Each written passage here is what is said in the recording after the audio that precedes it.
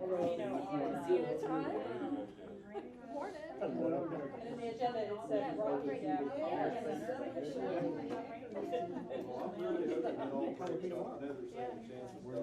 So I usually used there last night. No. It's a voucher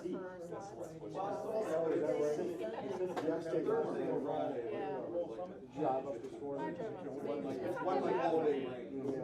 but yeah, I can see Charlotte's going to be speaking. Charlotte goes, cancer.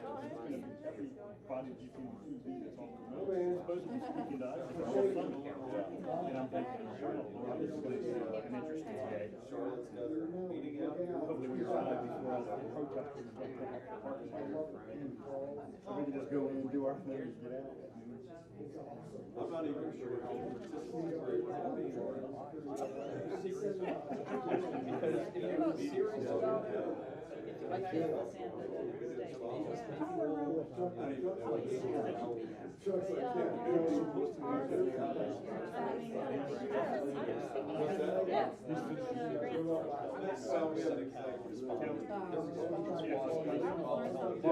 but we're interested in doing something.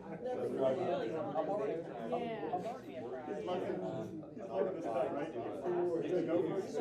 Coffee shop.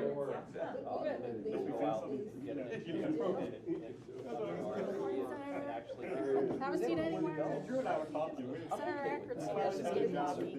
We don't know, but we want to figure it out. Now I know what I need to do. She wants to get coffee. No, sorry. We'll have lunch. Budget here. Anything you can tweak it on Friday to talk about part of the $70 million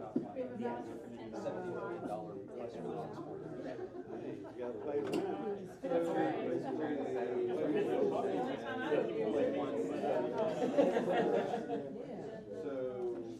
How's that? That's fine. That's Right. Oh, you had economic development. Did I say something about they wanted to put me and I was like, no, and I put up, but I emailed Tyler, he was using it, I never remember being like that. He'll email you right away, but it's like there's no to do. At least we're there, you know. No, you know, we get it, but I don't know if they can make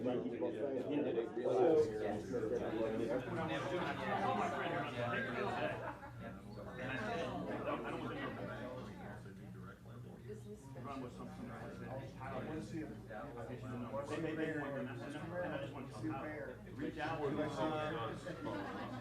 Give them an article. Do something in January. You know, I just want you to be in touch. Because somebody does something. Maybe not to cut off what's going around. I'd rather have to come and tell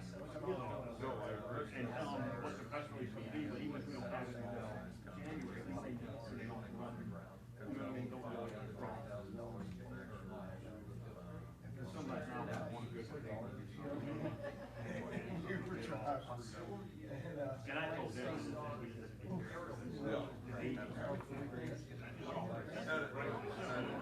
I have to have that before I I'm going to ask for yeah, he doesn't know about it. He bug him and then call me back. I'm going to run credit. That's like my slideshow, so I that one. That's what I call it.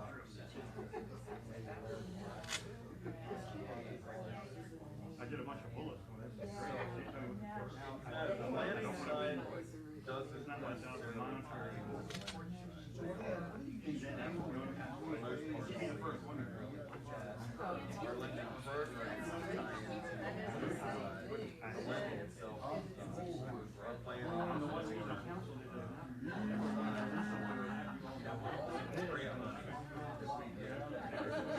Some point we've got every year. I was remembered. Just a bunch of us. I was called Basically not for-profit, private companies. So the lending's on the private side, insurance, but not, that's government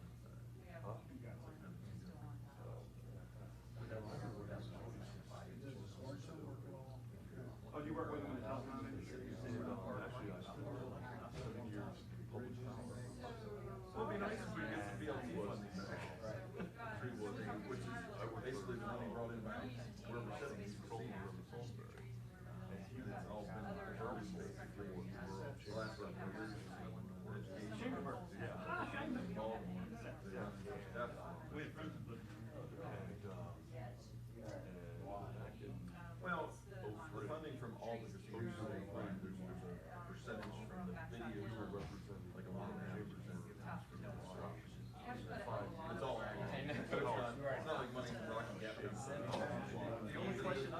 So negotiated with Cellular for several years. We had money put out for organizations like us.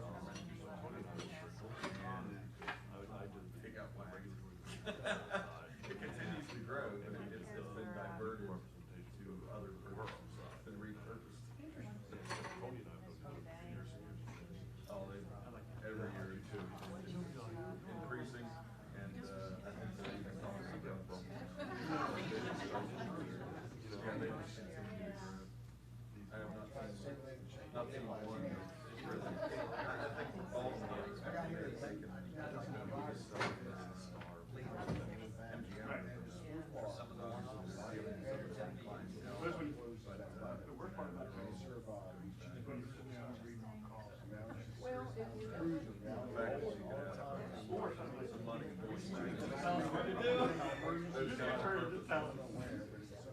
But it's very much like someone that's down to their attorney. I mean, not the education, but kind of like giving a penny to a billionaire. It really doesn't.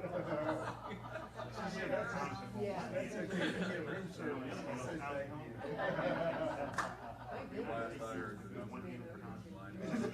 what they need for education. To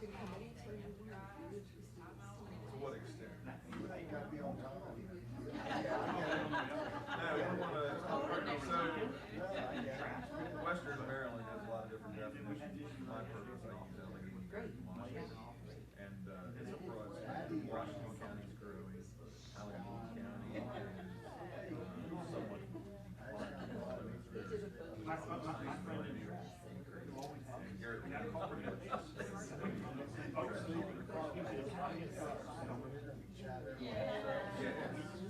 It's tough, and Call. Can't keep calling. I don't know what you're doing, you call them to do. I don't think it helps us that. And we're all on line for the outside of it's cheaper to live in West Virginia. Maryland County. They're really good. It wouldn't cost us.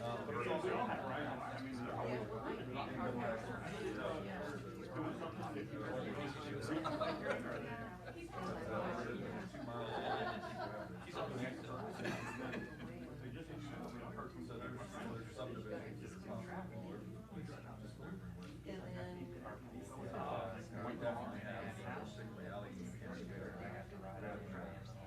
I mean, it was really weird when you out of the county.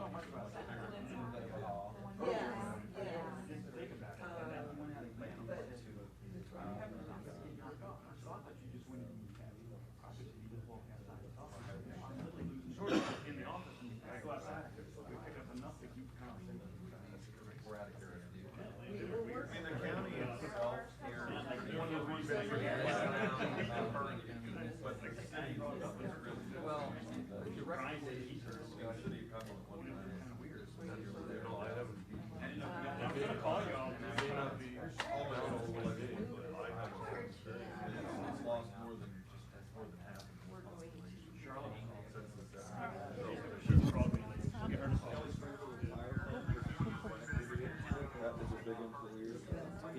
I gotta put this on mute because I'm hearing you chat, hearing us all chat. How do I turn this down?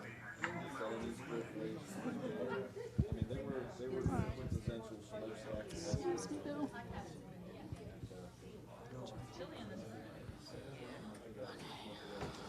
10 degrees colder, 25 miles west.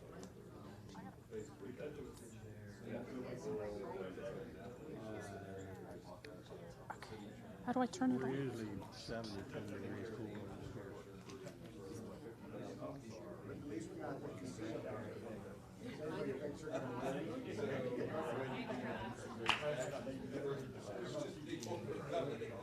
All right.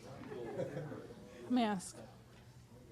All right, I have the stream on. Do you know how I can? So I'm getting the talk. I just need to be able to monitor chat. Is there a way I can turn it off, the sound? Because I don't want to pick it. Oh, duh. Okay, thank you. Is this on?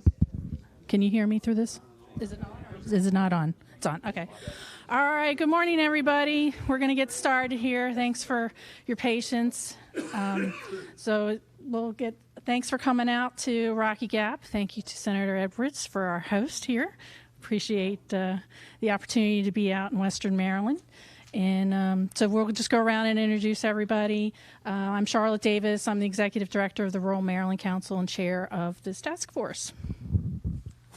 Addie Eckert, State Senate. Johnny Mounts, House of Delegates, Talbot, Dorchester, Caroline, and Wacomico counties. Sarah Dahl, Choptank Electric Cooperative.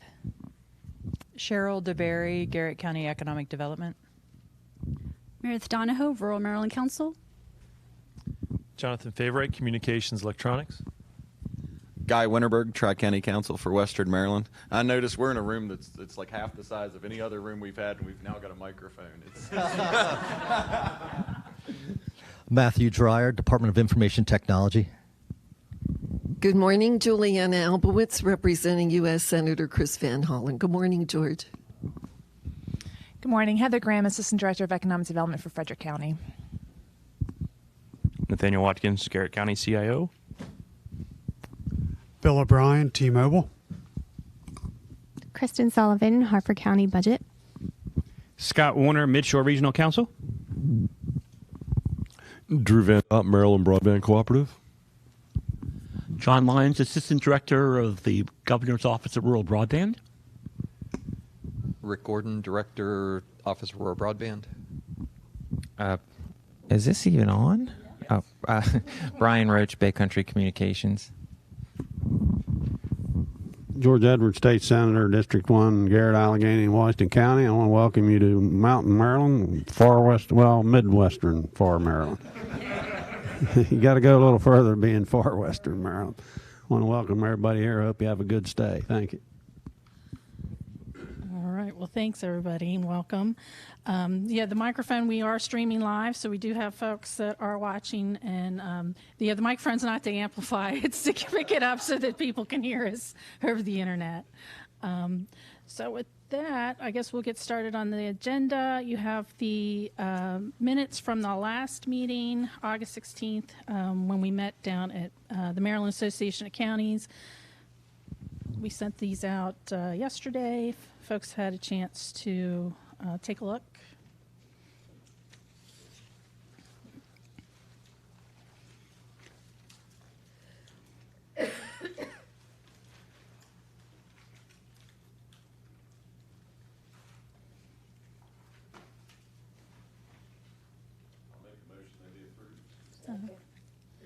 All right, thank you. The minutes have been motioned for adoption. Is there any discussion, any corrections? All in favor, please say aye. Aye.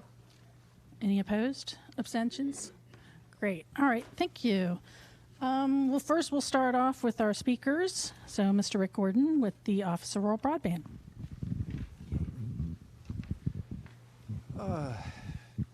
Hello.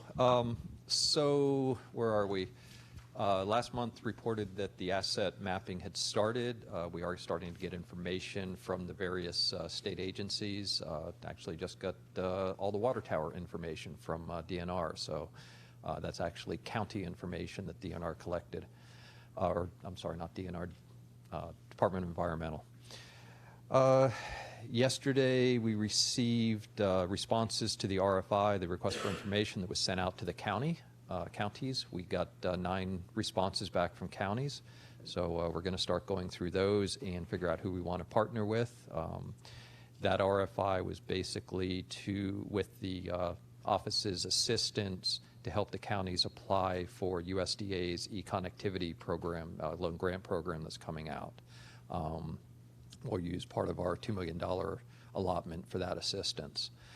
John Lyons was also hired as the assistant director. John's going to be helping me hopefully work with the counties and get things straight for those applications.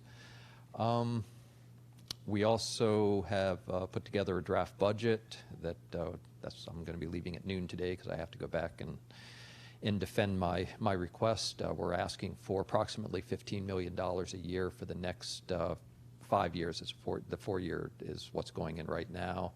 That will create Maryland's own loan grant program, and also aim primarily at counties, but the counties that aren't interested will probably then turn and look for local providers to help with that, but that'll be a couple years down the road. So that's everything for me.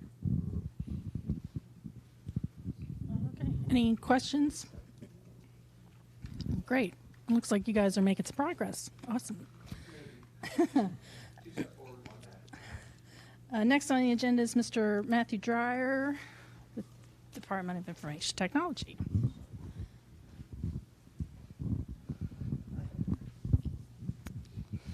Good morning again, ladies and gentlemen. First of all, I'd like to say how pleased I am to receive your invitation and to meet with you all today. It is great to be here to learn more about rural broadband. My name is Matthew Dreyer, and I am the State Information Technology Resource Sharing Program Manager. I've been in the job managing the program for almost 60 days. Before that, I worked for the Maryland Army National Guard, where I continue to serve as a commissioned finance officer. My main goal today is to inform you that Maryland has a resource sharing program with a long and positive history. We view the opportunity to share resources in order to achieve our overall communications objectives as one of important mutual benefit. I'm very enthusiastic to learn more about rural broadband and the opportunities and how resource sharing can support our goals. So if anyone would like to learn more about resource sharing, I welcome the conversation. Thank you.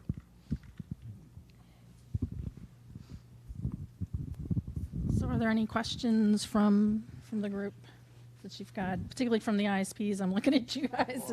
You're the ones that work mostly. Yeah. Can I answer a hypothetical question or ask a hypothetical? So welcome. Good to meet you. We actually have an existing resource share with Department of Information Technology that goes back years. And I did have a question in a scenario where I'm a small provider.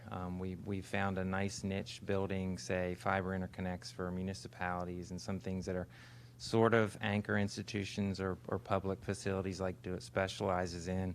But there's sort of a fine line we find between DoIT's ability or interest in serving, say, like a city hall or a local tower or something like that. And typically, because they're small, they defer to private entities, just like DoIT does with Skyline, their relationship and other vendors.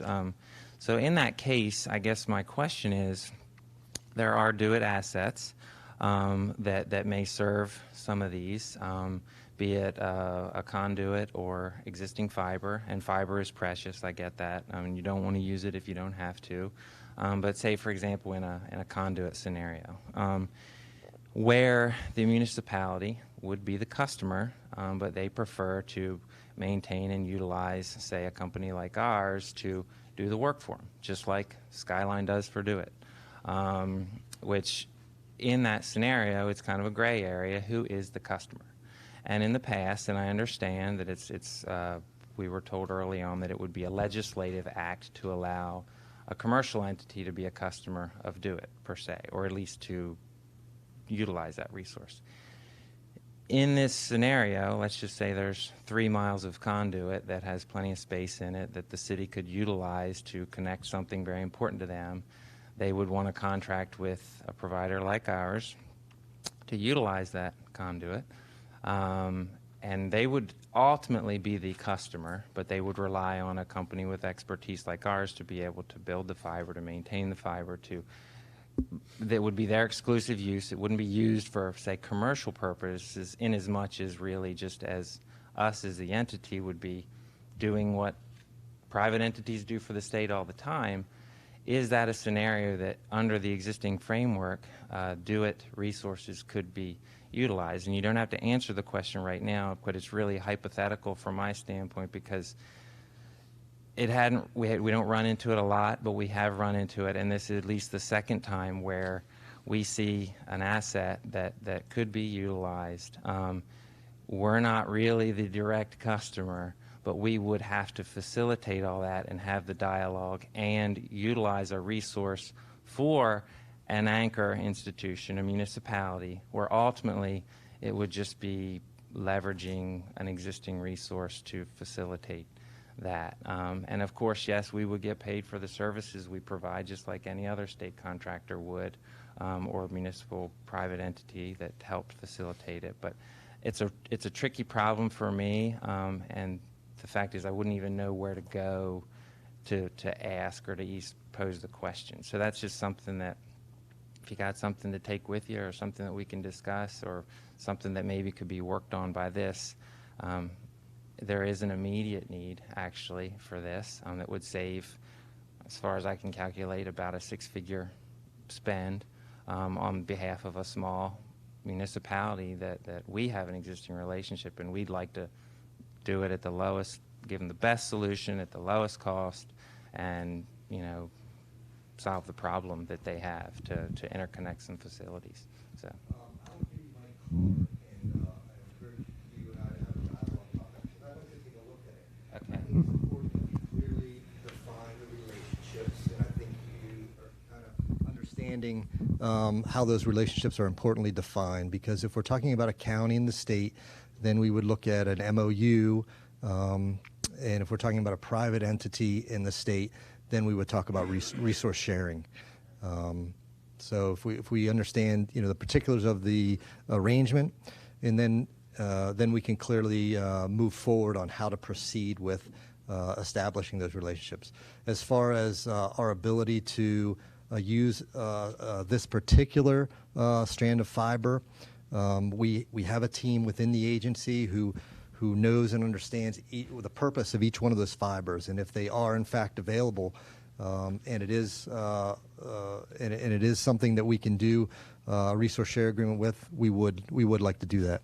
What about like just the conduit, not actually even using the fiber, it's like pulling a fiber for the municipality, which isn't a county, it's a city. Yep.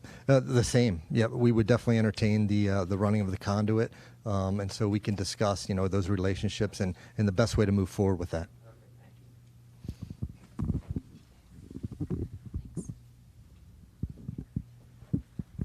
Okay, any other questions for Mr. Dreyer?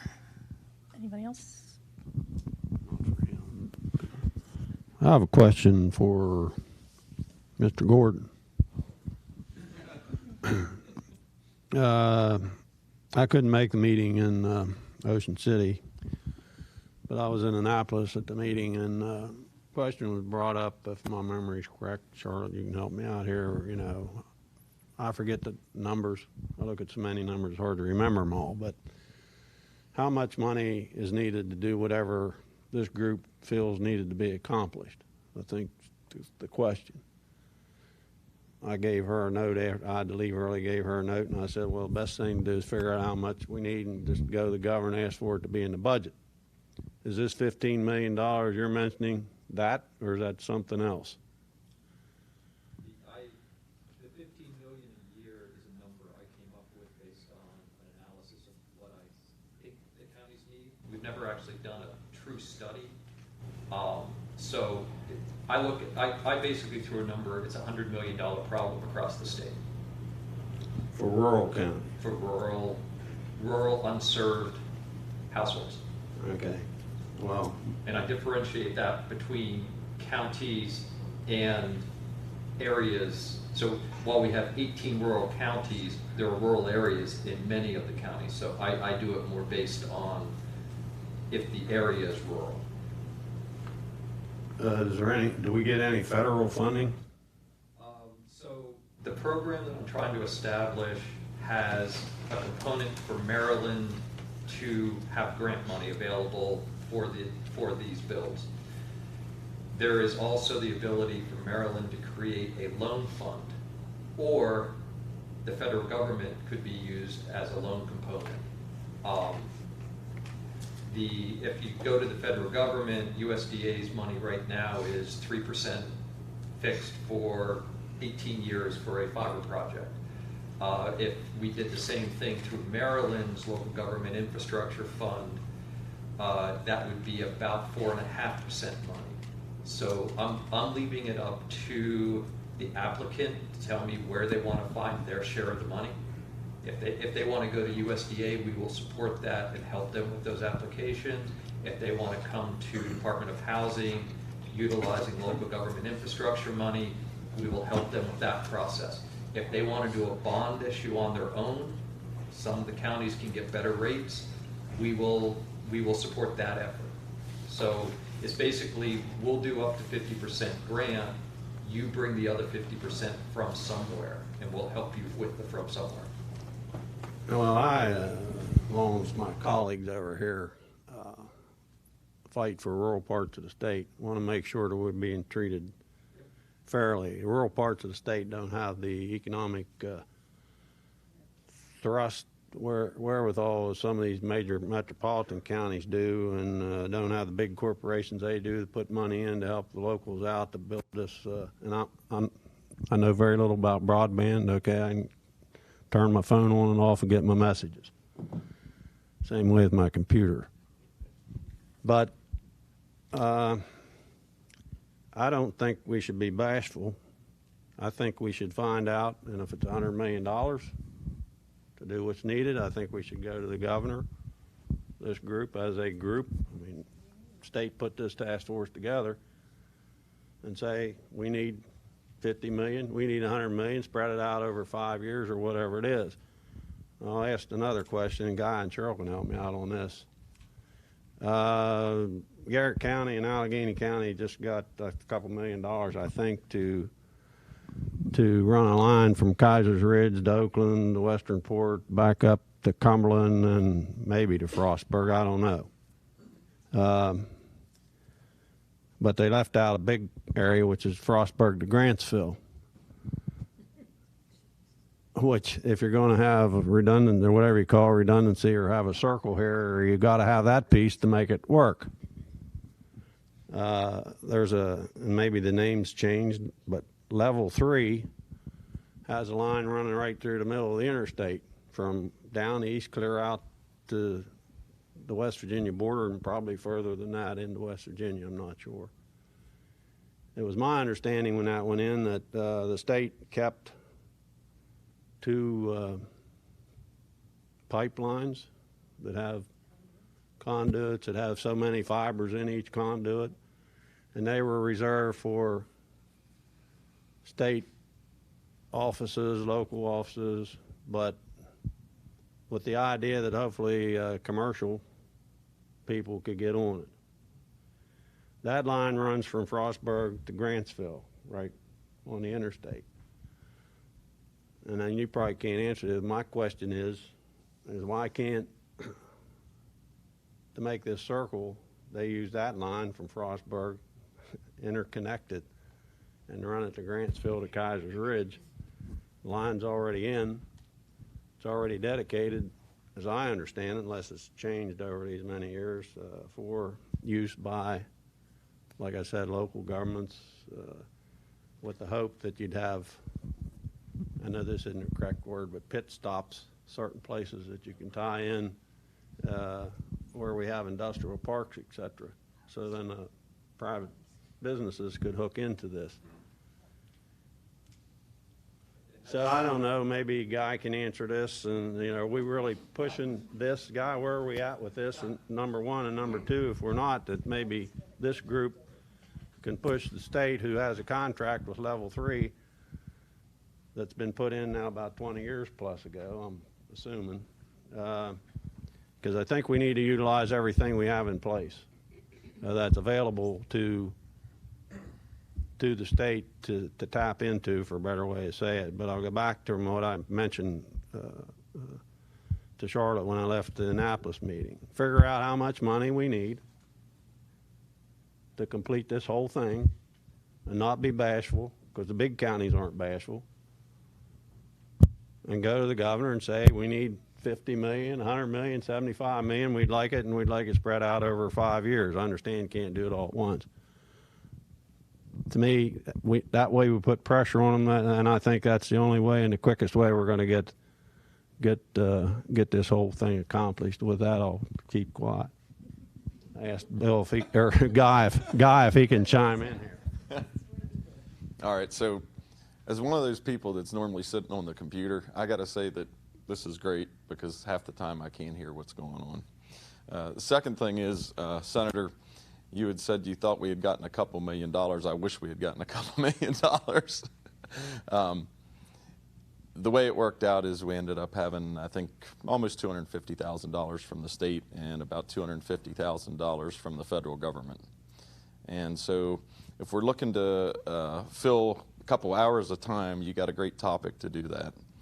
As it turns out, we've been working with Do It for this entire project, and Drew, I guess, can speak to the fact that the relationship has been such that you guys have really been a great partner for us. And the topic in terms of Frostburg, I think, is one of those that, excuse me, I'm having some throat issues recently. The topic, as it turns out with Frostburg, is that particular line is one that Drew has been trying to cooperate with. So as the budgets have come in for the last, what you just found out 2 weeks ago, we've got a fair amount of extra money that may actually take care of the situation. I think there's about $150,000 maybe left over.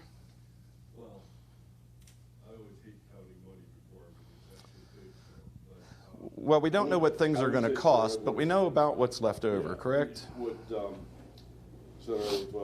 want to say about this project in particular is when we put in for the application, we had to base our budget on a worst case scenario in which we didn't have any help from the state. And what ended up happening is we had budgeted about $300,000 in change to build a new backbone lateral between LaVale and Cumberland, which would allow us to light up a fiber path that was built several years ago that goes on down toward Rocket Center. However, thanks to Do It and the work we've done with some of their staff, we were able to leverage a project that they were already doing, and that cost savings is probably north of $200,000. We're also looking for some other savings in the budget in other places. So we're very excited about that. So what we are working with Department of Commerce and ARC to do is to manage the scope and include a new infrastructure build about 9,000 feet up Route 36 into Frostburg to connect with some other fibers that we have up there already as part of the BTOP project. But then to speak more directly to where you're concerned about being able to logically ring services in Garrett County, we're also going to be looking to establish Maryland Broadband's 6th point of presence in Western Maryland, which will allow us to take the fibers that we've been allocated to us, the level 3 fibers that you're discussing, and run them in and out of this new shelter, which will allow us to ring logically circuits throughout Western Maryland. But we don't have all of it. We don't have it all, but we're hoping that we're going to be able to accomplish all of that with the money that's available. To also, you mentioned the level 3 fiber, so I think it would be helpful to clarify the record on how that level 3 fiber has actually worked out. Back in, as you recall, 98, 99, when level 3 did a long-term project with the state of Maryland, they set aside 48 fibers for the state's use at that time. And I imagine in 1999, 48 sounded like a very large number. So there's no criticism of that.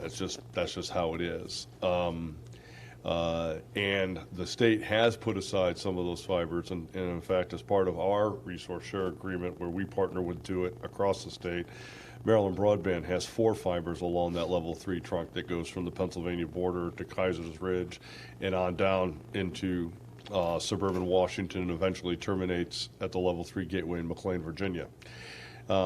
which is fantastic, very helpful asset in terms of being able to carry long-haul, very high-speed circuits from one place to another. Unfortunately, it is not a sufficient amount of distribution fiber to easily accommodate the kind of add-drop capability along the route that you're discussing. So, or inexpensively. Or inexpensively, and so and perhaps that is an area of discussion about how to augment all of the various constituencies' capabilities along I-68 at some point. But if you let me talk too long, I'll spend a whole lot of money. So. Well, just to follow up on that, my concern is that you got Frostburg, which is a growing area, and Frostburg State University is kind of the economic engine for out here. It's in Allegheny County. Grantsville's in Garrett County, and Grantsville is one of the economic engines in Garrett County.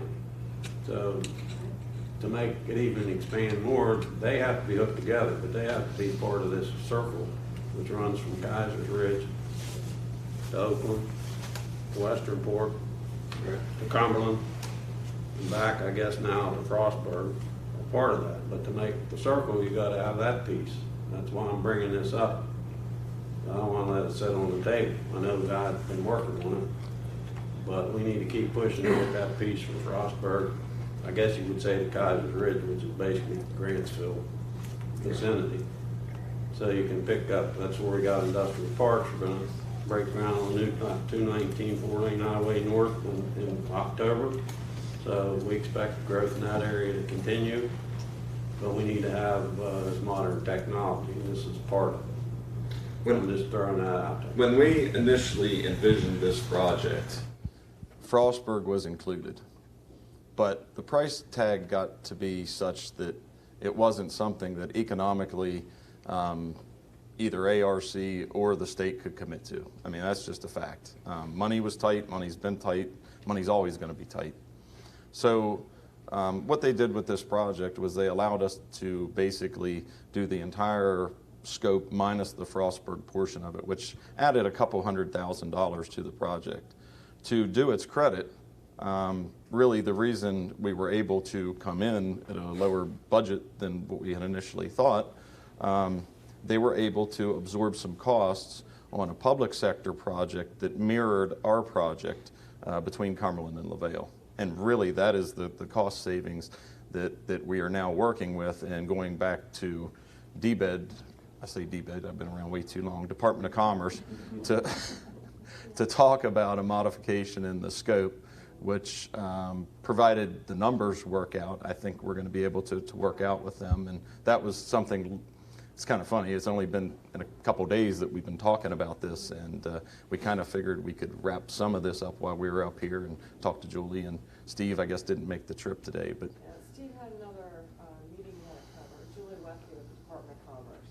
But I did talk to Steve on the way up, and so we are talking to our finance team. We need to make an adjustment to the commitment letter and the contract with the funds, and recognizing that where there's a cost savings, so that we've already allocated those funds. Right, the numbers for the funds. Stay, and we just shifted to add in Frostburg. Right, and seeing ahead a little bit and recognizing that we may actually save some money in the midst of this project through cooperation with the state. I was kind of forward thinking enough that I think we left the Frostburg piece in the ARC grant, so I don't have to necessarily modify their scope of work. And but it was kind of put on there as a, if we have the money, we would. So on the state side, it's going to be a fairly easy change, I think, to be able to do that. And on Drew's side, it's going to be working with his organization and the contractor to find out what it's going to cost in order to be able to do that. And long term, if that rings in place, then Drew has some other options in his pot to try and reach Grantsville. And it's one of the things that I know Senator Edwards is really concerned about, and we want to make sure ultimately that happens. Well, I'm going to keep on top of this because this is very important to Garrett County and Allegheny County to make this circle. So this $15 million, if we get it, Mr. Gordon, can some of that money be used for this little piece? The money that I've asked for is for last mile service, but if something like that is needed to enable that last mile to be built and operated, then yes. So, Rick, I had a question for you as long as I'm standing here with the mic. So, you had talked about doing some loans for projects. Are those loans you're looking to do to ISPs? I mean, would they be the borrower? Today, I'm focused on the counties. I got one. Oh, Yeah. Today, I'm focused on the counties who would then partner with an operator. However, if it turns out that not all the counties are interested in working with us, then I would fall back to local ISPs. Okay. So the idea is, because the return on investment is so low in these rural areas, even the small ISPs can't really or don't really want to do it. So if the county builds it and then hires an operator or creates an open network if they want to go in that route, then that's where the smaller ISPs would likely come in and provide the operation and maintenance and customer support. Gotcha. So do you see DHCD as being the administrator of these loans? Probably yes. As opposed to some of the regional places like my organization that deal directly with the local companies for local issues? The way it's set up right now, if the legislature gives DHCD money, it has to be in DHCD's pot. We would have to create a program to go to the private entities. So my it's concern is that fussy. a local ISP isn't going to find a DHCD sitting down in Baltimore as a place to find this revenue, because So- you're not going to have any money to market this program. That's one of Right. those issues that always becomes, you know. Well, as I said, even for this first one, we got 9 responses out of 23 counties. So that's not a bad reaction. And as word gets out, and it is supposed to be a 5-year program, so word will get out. Obviously, the first respondents are going to be the ones that are really on top of it. And then part of my office's job is to make sure the other counties understand what's going on and can start working towards that. But yeah, right now I think most of the funds would flow through DHCD because they're the state's kind of bank for this type of work. So. Gotcha. So who's applying? The counties? The counties right now would be the applicants. So is this similar to what I think was brought up in Ocean City? Yes. The concept of that. Yep. We have a lot of little petri dishes trying to do their thing in different counties. Right. Okay. Yep. Rick, can I ask you a question? No. Yeah, I know better than that. So, Rick, I'd like you to answer this.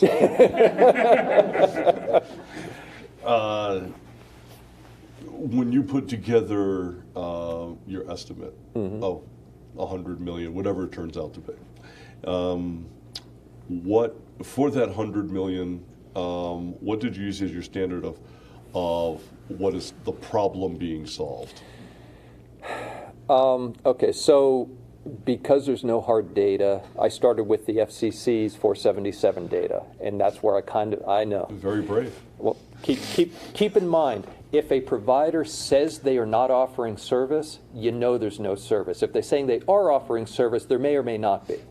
So I worked off of okay, I know these areas do not have the offer of service. That was my start. That helped me identify counties that had issues. So then I went and I used the FCC's unserved, underserved percentage in rural areas. 30.7% are unserved or underserved. According to their that's 2016 data, not the best data, but it's what I had. And then I went into the census and determined the rural population of these counties. And then I used 30% of that to kind of figure out number of households.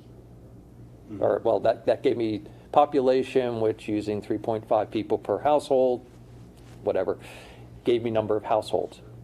Then I used a sniff test and said 12 houses a mile, or as a Maryland kind of average in a rural area. And then I used $35,000 a mile as construction cost for aerial construction. How's that for assumptions? I think that it's hard to face the blank page.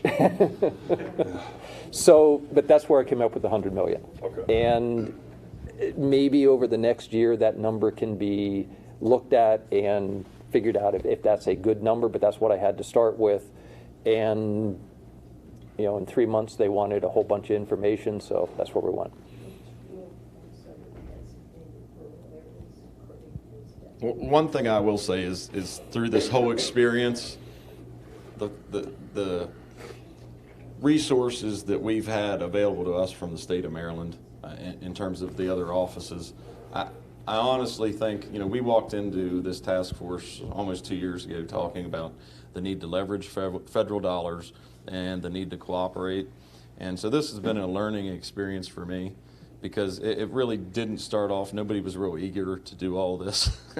And, you know, I can sit here a year later and talk about the fact that not only have we cooperated, we've cooperated more than I ever thought we would, really, to get this project done. And we certainly have leveraged those federal resources to their full extent. So, you know, I'm excited about what the future brings. I'm excited about the fact that we've got somebody that's specifically there for resource sharing, because we've got a lot of fiber that's not being totally utilized to its full extent, both for the private sector and for the public sector. So I'm encouraged. And Nathaniel, I mean, you have got your own little private-public thing going on up there, which I think is going to end up being a model in a lot of areas too. So, George, did that answer your question at all? And if you have $2 million, we will take it. One extra comment there. Rick, I have a question. I mean, I don't know whether you can tell us this or not. So I understand that there's $2 million with an RFI, which is the USDA money to access, and that's what went out to the counties right now? Correct. Okay. And then if we ask for additional state money, then that will be available as well. So that $100 million, if we get it in the budget, would be at a 4.5% through the Department of Housing. So we'll have two tracks, the 3% and the 4.5, two pots of money that could be used for last mile. Basically, yes. Okay. Yes. If a county wanted to stay local, they would go through DHCD's local infrastructure program to borrow the money. If the county wanted to go to their own bonding, some of our counties have some very good bond rating, they could bring their share of the money that way, or they could go to USDA, or if some magic other program came up. We would always be looking at a grant side from the state to help the return on investment, to help with the costs so that the debt service doesn't get out of line. Right. So, and based on your assessment, with your underlying assumptions for that $100 million, and the 18 rural counties plus the other rural areas, did the 9 groups that responded, were they very much in that definition? I honestly can't say because they just came in yesterday. Okay. We haven't even, just curious. Other than looking and seeing who it was from, we haven't really delved too far into it. And a lot of them did not have costs yet. It's something that we would then have to work on to see how that worked. They just wanted to get in line. Basically, they were showing their interest, and that was good. That's good. Because, and then my other comment would be, one of the things that we wanted to do with this task force was to make sure that we are using every pathway, I'm going to use the broad term pathway, whether you call it a conduit or whatever it is, anything we can do to patch to get connectivity. And then how we make sure that we're using the areas or the conduits, if you will, the places that may be underutilized to be able to get connected, and then be careful of being redundant. Right. Like, we don't want to duplicate. If there's already a place that we could work out an agreement to access without stepping on each other's fibers, I guess that would be the word, that we would be able to use that to the best of everybody's advantage, because it ultimately keeps the system efficient and cost effective, from my perspective. So one of the reasons that DHCD is doing their, I have my own. One of the things that DHCD was charged with by the legislature was creating the asset map, and that's the first step towards that. Actually, ultimately, we would like to include county resources as well as the co-op's resources as separate layers on that map, so that when somebody comes in with a project, we can look at a blanket of different solutions and figure out what might work, what we might be able to piggyback on, where just to, as you said, to avoid overlap, to make sure that we're being efficient. Yeah, that would be great to see that on color coding everybody's lines. Yeah, that'd be great. Thank you. Thank you all. I guess all the legislators are going to ask questions. But Rick, what's for the $15 million this program, this loan program you mentioned this morning? What's the rollout plan for? I mean, it's being discussed right now, and when will we know when that money's available, and when will actions, when will things start to happen with it? And then Senator Edwards was talking about why it's time just to bite the bullet and come up with a plan and just do a major rollout, go all the way, or when they go for the long ball or whatever, to get a complete program in the works. How would you recommend that we would make that request? I mean, would you just say, is that something you just come up and say, hey, according to Rick, we need $100 million, and then go to the State House and say, hey, Rick says we need $100 million, or how do we put that type of an effort together? So what we're doing right now is it's being put into DHCD's budget as part of the governor's budget, and with special, actually it's a line within DHCD's budget for the Office of Rural Broadband, and it's the number varies between 12 and 18 million a year over the next 5. I use 15 as a round number. And basically what I've tried to establish is, based on my costs, how I think it would roll out with which counties would be first, second, third, fourth. You have Somerset County, which has no information.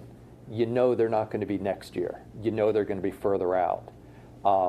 So I kind of tried to establish an order. That order may or may not work, but it was what I used to establish the budget. So some years have 2 counties, some years have 3 counties, basically being assisted. Part of it is also my office can only support so much. It's a small office, so we can't. I can't have all 18 counties in 1 year. I just physically couldn't do it.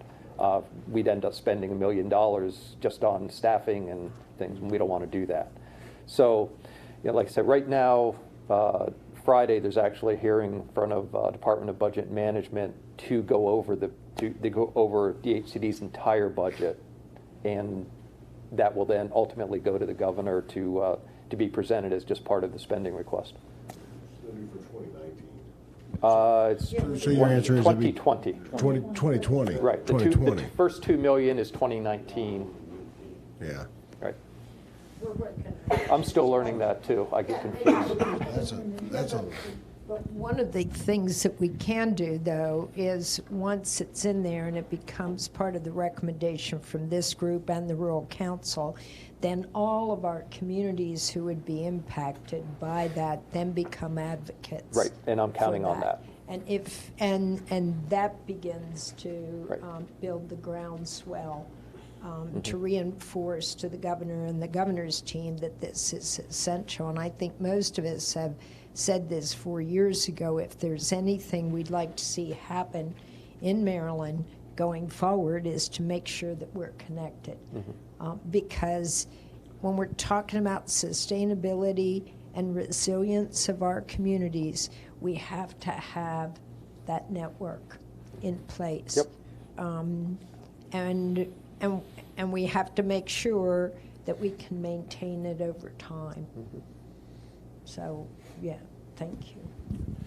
So I understand that correctly. If there's this isn't until 2020. So between now and next year, the program's not going to be available. Well, that's the current RFI using USDAZ connectivity with that first $2 million is 2019's goal. So we're working off the $2 million that's available Correct. from USDA. Right. And then the idea is to expand that to $15 million in the following year. Correct. Okay, thanks. Yeah.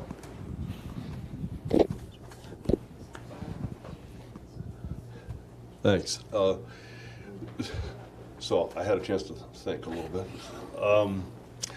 So tell me, Rick, so if I have this right, so it's almost like the presumption is that, and I appreciate it's very hard to estimate an unknowable thing because you either have no data or inaccurate data, right? So and we have both. You have both, and inexhaustible supplies. So, but it sounds like that what the goal is that this is a number that would address the current footprint that is not served by anybody else. I'm not planning on overbuilding. Okay. So then, if that's the case, does that mean that whatever is spent to build off of the existing systems would require a significant amount of coordination with those system owners, whether it's the counties or the co-op or the incumbent ISPs? Sure, and that would be part of the design of a network, yes. Okay, so an incumbent ISP could participate in the project or in the program to expand into areas that are currently chronically underserved.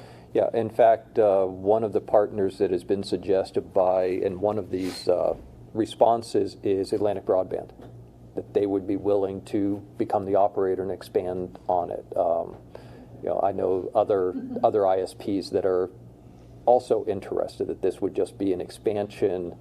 They just wouldn't own it. They would just operate. They would operate across it.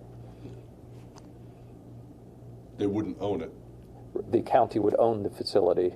They would hire through contract an operator. I don't want to get too far into the weeds, but we are, and I'm sure the elected officials are concerned about sustainability. Understood, right? and that's so one of ours. Maintenance and break fix and people calling and being upset. That's all that'll have to be a part of that. Of the operating agreement, yes. Anticipate. Yeah, the reason for it is whoever borrows money, whether it's from the state or whoever receives money, whether from the state or from the feds, has to own the asset. And that's why this model's set up this way. If I'm giving money to somebody, they own the asset. So is a presumption about this then that at this point we've got the counties that have raised their hand and said they're interested in participating, and then the next phase would be for the counties to determine, to organize all of the various participants, industry participants within their county to say, what do we need and how do we do it? Yep, with John and my kind of oversight and help, but it's their network. They need to. It's their sweat equity that needs to go into it. Okay. So. If I think of anything else, I'll interrupt again. I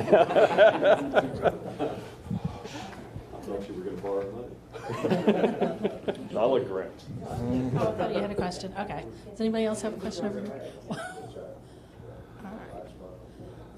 Any other questions right now? Okay. I did want to. Okay.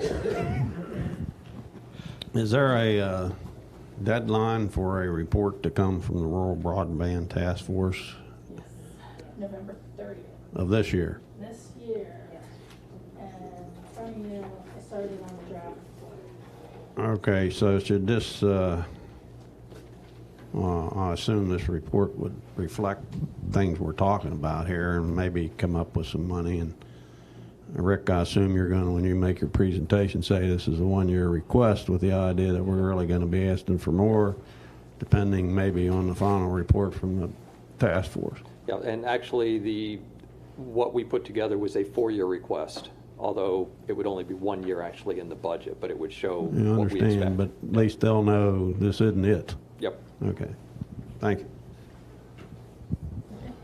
Anything else right now? Okay, great.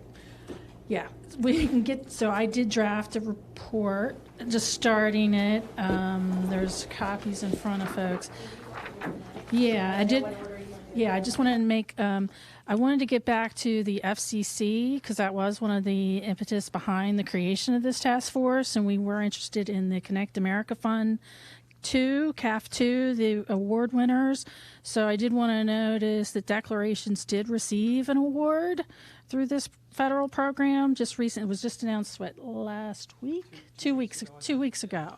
So Declarations is going to receive $288,000 to build it out. I have a little map, but I didn't print it out because you can't see it. But you can go online to the FCC website, and they'll tell you where it's going to hit the coverage. And also, Blue Surf in your area received an award for $428,000, and then in Montgomery County, Verizon received an award for $305,000. So there was some federal funds that are going to be coming to rural broadband in Maryland. So we did, we were able to help push the needle a little bit. Actually, Verizon did spots in about 3 different counties. Okay. It was kind of interesting looking at their map because they're just infilling in places. Yeah. So, and then Declarations also received an award from USDA. And yes, for their network. And they also, Garrett Community Action received a RIMPIF award to piggyback off of that project to hook up 200 low-income homes in around Oakland. So we'll get the results from that later this year. So in December, I can share that report with the group and how, what their challenges were. We've heard it all before. It's usually pole attachments, working with the utility, access to rights of way, and permitting have been the challenges, and significantly slow down construction of the networks. So our timeline of a 1-year project for broadband is a little off. It's taking about 18 months to 24 months to get small extensions built. So, and the cost is a little mind-blowing from my perspective, $104,000 for a small quarter-of-a-mile extension in Frederick County. So they are pretty expensive. That's start to finish time, labor, and that's everything. So it's pretty expensive. So, and then, so next I wanted to turn to Sarah Dahl. She's here today representing Bob Belkey from Chop Tank Electric. We were talking about the electric co-ops and some of their desires to assist with our challenge here. So she's got a little PowerPoint, and I'll turn the mic over to her. Thanks. Do you want me to flip the slides, or do you want me to? Oh, you can do it. Okay. So just to introduce myself, I'm Sarah Dahl, and I joined Chop Tank in February of this year as general counsel. And when Bob Belkey retires, I'll be taking over some of the legislative work on behalf of Chop Tank. So I'm very new to the legislative role. I came from Duke Energy and more of a utility compliance type background. So you're not going to hurt my feelings if I'm overly optimistic or missing something or whatever. It's okay. I'm no ego as far as that goes. And of course, I'm new to the task force. So hopefully this presentation is not repetitive of things that you've already spent a lot of time on or know, whether through the task force or something else. But Chop Tank has identified one particular issue, and it is an issue for co-ops across the country. It's discussed on every co-op webinar related to broadband that I've participated in, or every discussion that comes up. And so we've identified this easement issue as something that we would like to see included in the task force report, and hopefully in the next legislative session. And if you look in the draft report, this is basically covered in the last paragraph. The bottom of page 14 is what we have so far in the report related to easements. And so Also, before we even flip to the first slide, I just wanted to say at the outset that Choptank is not particularly interested in becoming an ISP. So we're looking for ways to partner and facilitate the same things that everyone else here is wanting to do. So on the first slide, next slide, our goals are to expand our members' access to high-speed internet, whether it's broadband, whether it's wireless, it's all the same to us. But our board has heard from our members all across the Eastern Shore that this is something that is important to them, and it's kind of the new wave of what cooperative members are asking of their co-op. So we want to make use of the excess fiber that's already installed on our system. So all the discussions about resource sharing and existing conduits, that's exactly what we're talking about with this discussion.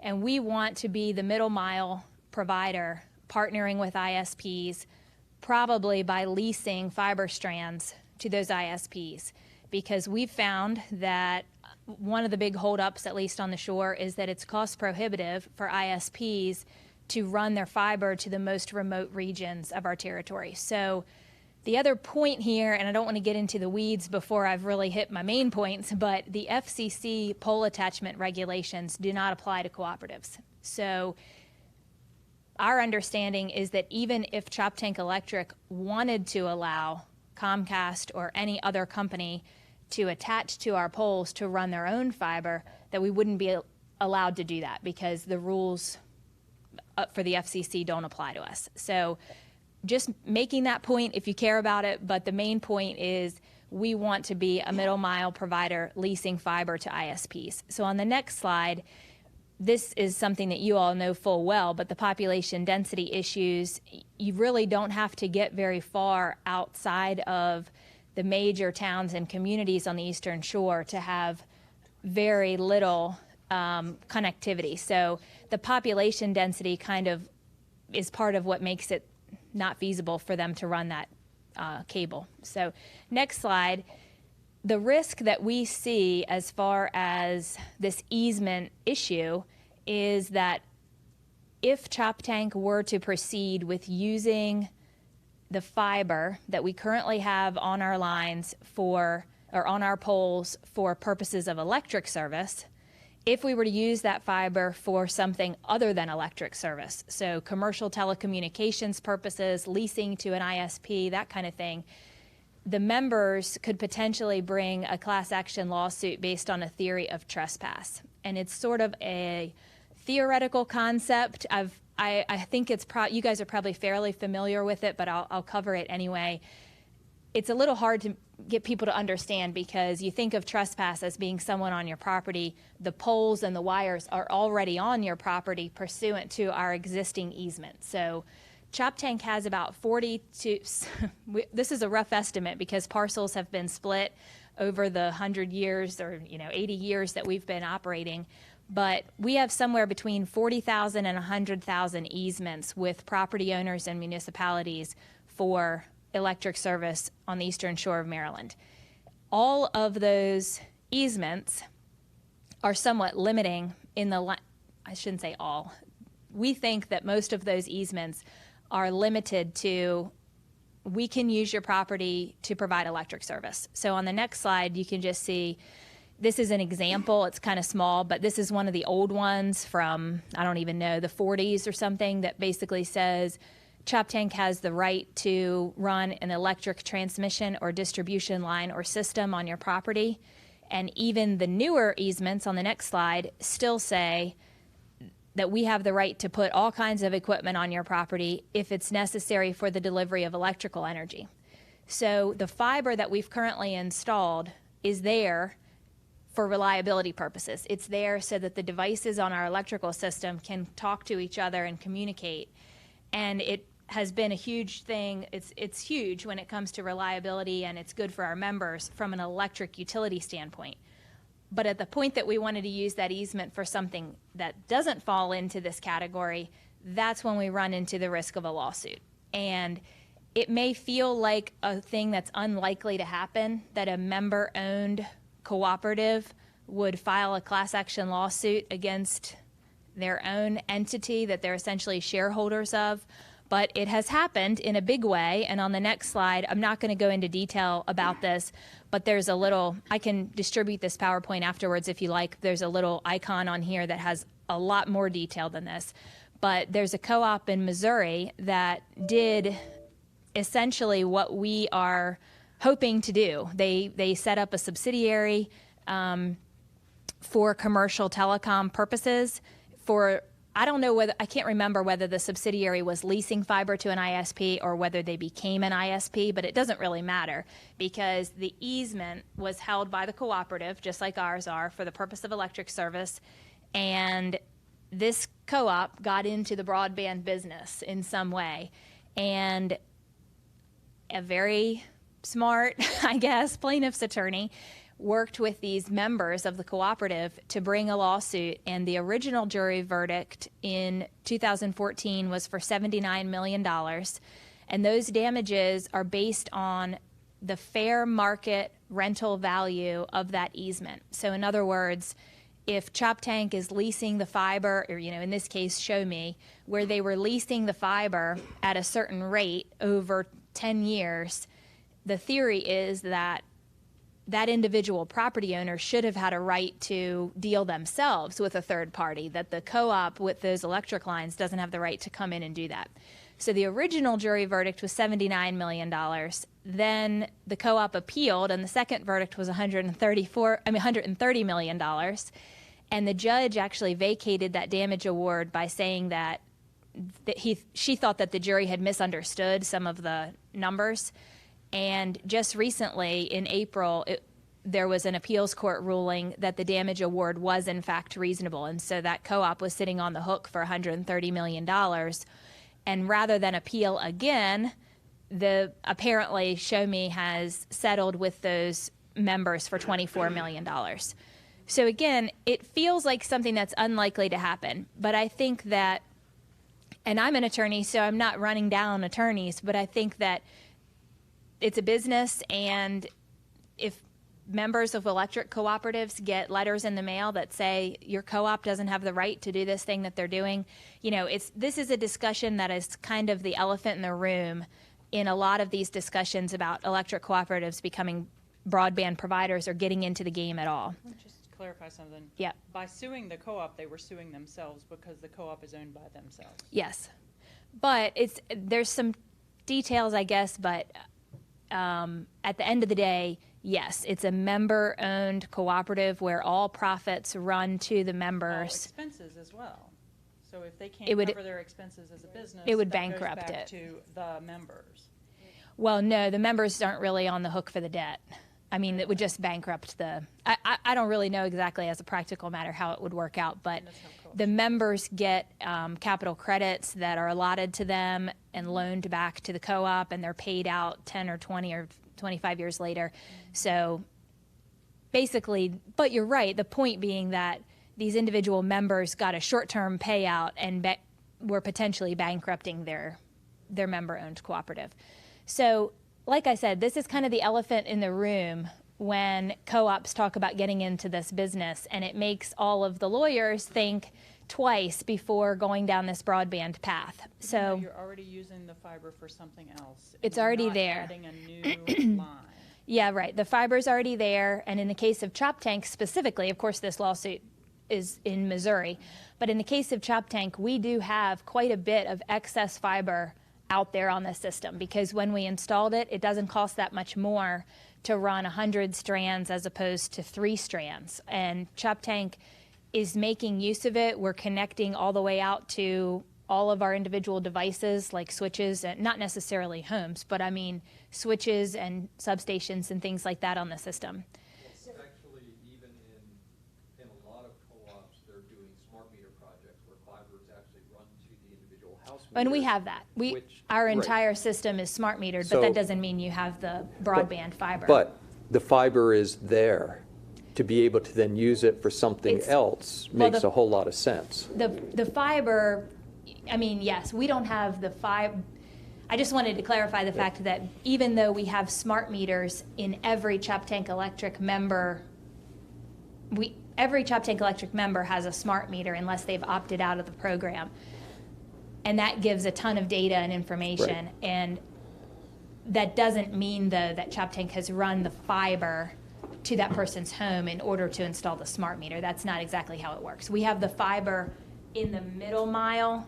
We don't have the fiber already connected to the homes. Right. Just wanted to clarify that. My point was, should you run fiber to those meters at some point, you now have fiber to every home, but you can't offer broadband off of it based on current law. Well, that is correct, and I don't know that we have any reason why we would ever, and I don't want to speak beyond the things that I really know about, but I know that our AMI smart meters are working the way they're designed to work without the fiber being to the home, so I don't know that we would do that. But your point is the same, that it's limiting. Right, and I'm actually setting it up for further discussion when you're done. Yeah. So what has been the disclosure to your membership on that? I mean, how are you legally covered with the right-of-way having property rights for electricity? Right. But yet you already have installed the fiber. Right. So how are you legally covered with disclosure to your members to be, it could go either way. Yes. And so how do you cover yourselves for that? The liability both to the organization, to the co-op, and to the individual? Yeah, that's a good question. And with what Choptank has done so far, we have only installed the fiber for purposes related to electric service. And our easements are broad enough that they allow us to install poles, wires, and anything else that we need for electric service purposes. And the communications aspect of that fiber is essential to modern day electric supply. So we feel like we are very comfortable with what we have right now, that the fiber that we've installed is for the purpose of electric service, because it is. We're not providing broadband, high-speed internet. We're not doing that. So I think we're in the majority as far as co-ops across the country who, just like when we first installed, back in 1940, when we first installed the equipment that we needed for electric service, that equipment has changed over time, and the broadband fiber is part of that change, that the modern equipment needed to provide electricity includes the communications aspect over the fiber. What if I want to look my bill up online? I don't have internet access. Could you use that and say, we're providing this as a way for you to look up your electric account from your computer? I think use that it for other things, like I think it would. them. I think it would probably be a stretch to say that. And actually, the reason that I wanted to do this presentation, all of this is a good discussion, and I'm glad that this isn't boring you with things that maybe you already have talked about in depth. But what I want to do, everything I've talked about up till now has kind of been the problem, that we've got this excess fiber, we'd like to use it, but we're scared because of this lawsuit. But on the next couple slides, and they're not showing right this second, but on the next couple slides, I have possible solutions that other states have used and that we could potentially use that I think, and again, I'm very much new to this process, so if there's things that are a total no-go and you guys say this is not an angle that works, I feel like there's enough different options here with legislative solutions that there has to be something that would probably be acceptable to everybody. So until she gets that back up and running, I'll just... Oh, yeah, go ahead. I guess you're talking about private easements, because in the public right-of-way, you're covered. We have some county easements. We have very few municipal easements, and the vast majority are private property owners. So I just want to think of where the Choptank runs usually along public roadways. I mean, a lot of the middle. But sometimes it's on. And it does cross over private and stuff. Right. I guess I just asking. I mean, if it's along a roadway, in the what is really where we build as a provider in the public utility easement, that section presumably is not subject. It would only be the sections that. even for county-owned right-of-ways, we would have to go to those individual counties and perfect those individual easements by making the language more broad than it is now. Okay, so in those class action lawsuits, the counties even would have. I don't know the answer to that, but I think that our system becomes such a patchwork of counties and private property owners that it still would be pretty burdensome for us to try to figure that out. You know, to perfect those individual easements and work with each of those individual counties and re-record easements and things like that. So that may be the direction that we have to go if we're not able to go down this path, but we're trying to find something that is easier. Yeah. Legislation, could your cooperative members vote to change the easements and permit? That's a good question. That's a very good question, but I think some co-ops who have actually become ISPs have done something along those lines where they basically say at the point that you become a broadband customer, you sign a membership agreement that allows our easement. But what you said is something a little bit different. Because you want the transport across the properties even if the property owner didn't. Right, and the problem is that I think the problem would be there, and all of this is just levels of legal risk. So it's not necessarily that wouldn't be a possible solution to de-risk it. But the problem with that potentially is if an individual member does not vote, then the cooperative votes to expand the easement. That individual member would say, we still have a contract between Choptank and that member, and you can't change it as a co-op when I have it as an individual. That would be the argument, I think. So how many easement agreements do you have? Somewhere between 40 and 100,000. So otherwise, to get them to amend it. Right, and that is another possible solution, that we would hire a contractor to contact all these property owners, and we would get, I think the vast majority of them, when you explain the fact that it's already out there, the vast majority of them would sign. But then you have these individual people who would want to profit, and then you can't really afford to pay everybody $1,000 or everybody however much money. Yeah. Wouldn't a potential solution for this just be that when each individual homeowner, co-op member, decides to acquire a retail broadband service, right, either from the co-op or from the co-op's partner, then that as part of that process, when they sign up for retail service, they grant the easement that is in the way now. That is definitely an option, but some of them are not going to have any interest in becoming a broadband internet customer. They, you know, the theory would be that, well, if you have an individual person who has an easement with Choptank, does not have any interest in becoming a broadband customer, so they never sign that document, then those are the people who, it shrinks your pool, but it still would be the same problem if that member chose not to take the internet service. Right, but it only affects the drop lines into the resident's home. Wow. It doesn't affect, it affects your long haul transmission. The middle mile, everything, yes.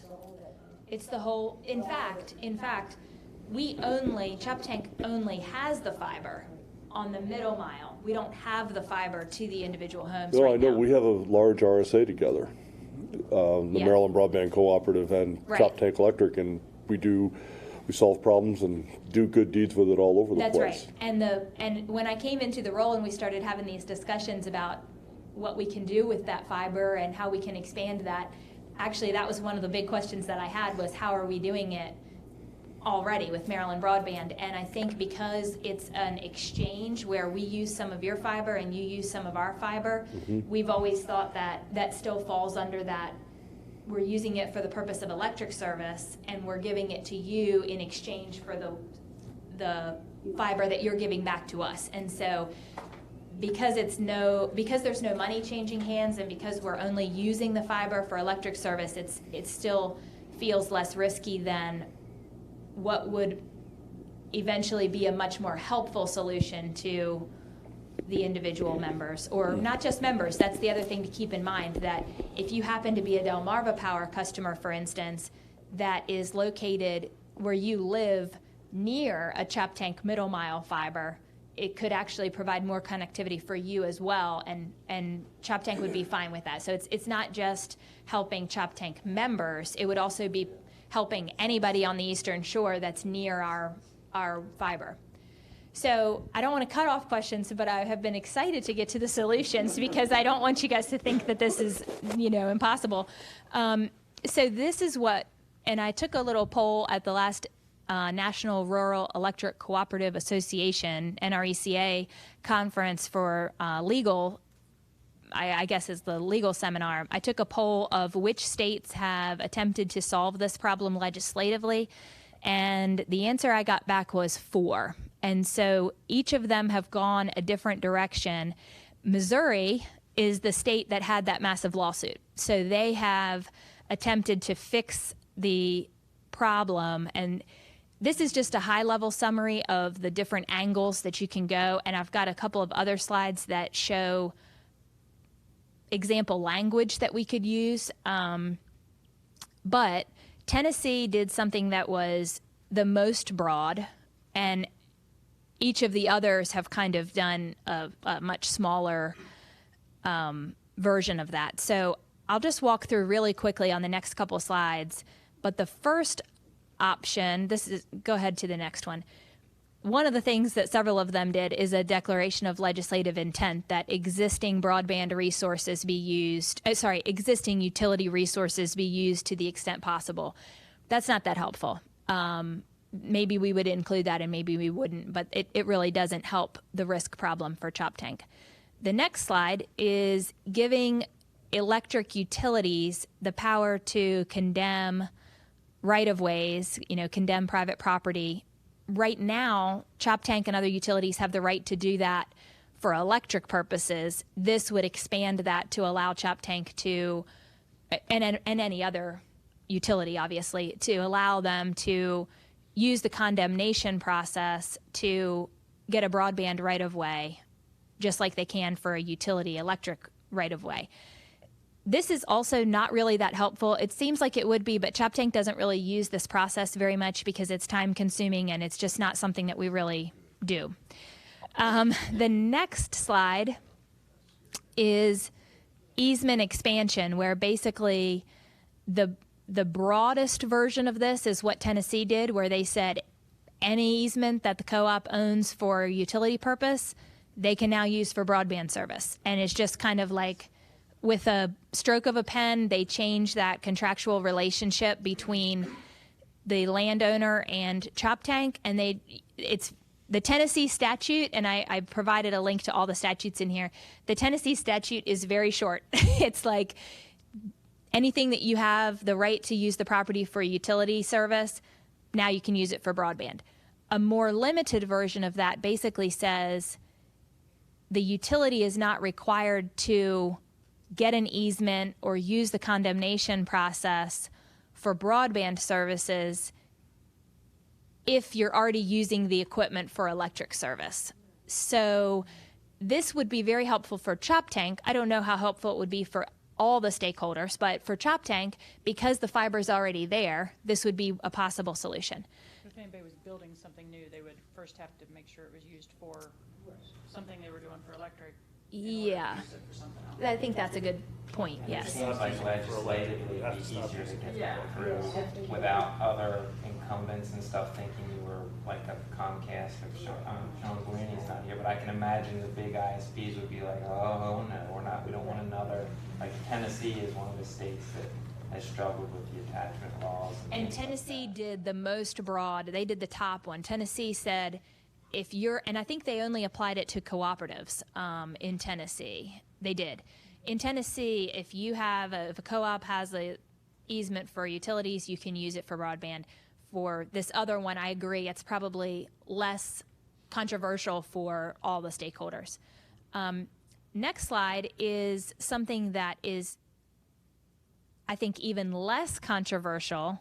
I think big ISPs and others would probably have less heartburn. this is a lawsuit damages limitation. So when we talked before about the fact that this equipment is on your property is kind of a theoretical damage, it's not a real damage. It's not actually more offensive to you to have that fiber now being lit up, so to speak. It's already there. And so what these damage limitations do is say the damages, if a property owner sues on a theory of easement expansion, the damages are limited to the actual interference with that property owner's use and enjoyment as of the day you start using it. So there's no accumulation of damages by saying, well, you've been doing this for 10 years, so I should get more money. And any profits or revenues derived from, let's say, Choptank leasing the fiber to an ISP are not relevant in the damage calculation. So this would also be very, very helpful in deterring a group, like a plaintiff's attorney, from drumming up a class action lawsuit. You know, the thing that I picture when I think about these class action lawsuits, and again, I'm not running down plaintiff's attorneys or any other attorneys since I am one, but the thing that I picture is people, co-op members who are perfectly happy, and maybe they're even extra happy because they now have broadband access, getting a letter in the mail that says you could probably get anywhere between $2,000 and $10,000 if we're able to be successful on this lawsuit. And this damage limitation makes it more likely that that plaintiff's attorney would try it in another state. That's kind of the way that I look at it. So this would be something that I think, as another angle, I think would be fairly inoffensive and would help dramatically. So next slide just shows that we have the option to make it applicable to co-ops or utilities, or, you know, both. Next slide, and it's the last one. I'm sorry this took more time than I thought it was going to, but the big picture is if we can't fix the easement problem, Choptank probably can't be that helpful in using the existing fiber that we have. It's going to take a lot longer for us to perfect the easements or, you know, go through whatever other process we need to go through because of this problem. It's something that the board is worried about. It's something that our members, you know, they don't deserve for us to take that risk. So it's cost prohibitive for the ISPs to run fiber to a huge part of the Eastern Shore. And the best part is that this wouldn't cost taxpayers anything. It would just be a legislative fix to a problem. So that is my presentation. Thanks for the questions. If we have more discussion, that's great. Yeah. There actually is, I have a mic. Oh, good. Okay. There actually is another issue that's very similar to this. In Montgomery and Howard, and I know it happens in other counties, people like Comcast can't get to areas that do have the proper density because the easements are for those poles. So anywhere there's a pole line, there's an easement. Yeah. And they would like to go around and use the ground adjacent to the poles. But they've been stopped by property owners who want money to allow them to go past. So the broader bill that you're talking about would also help this situation, would actually get people hooked up right away because the density is already there, the franchise agreements already require it. But the companies in Comcast can't get to the customers because property owners are blocking it. Right, and that kind of ties in with the pole attachment as well, that all the poles on the Eastern Shore that are owned by Choptank, this issue about us leasing the fiber, we have the exact same issue when it comes to allowing a Comcast or whoever to attach to our poles. Because we don't feel like we can give them the right to attach to the poles, even if it was for free, even if we didn't charge them a rental value to attach to the poles, we feel like we don't have the right to allow them to attach because the easement doesn't allow for it. So even if Comcast or whoever wanted to run their own fiber, but just attach to our poles for the sake of efficiency and all that, we feel like we wouldn't be able to do it unless we fix the problem. So there's actually, I think, another problem. Don't tell me that. I just figured out this one. So, and you can tell me how you're getting around it. The Electric Co-op Act says you're only allowed to sell electric service. If you're leasing dark fiber, you're selling more than electric service. How are you getting around that? I think there's some ability for us to operate a subsidiary.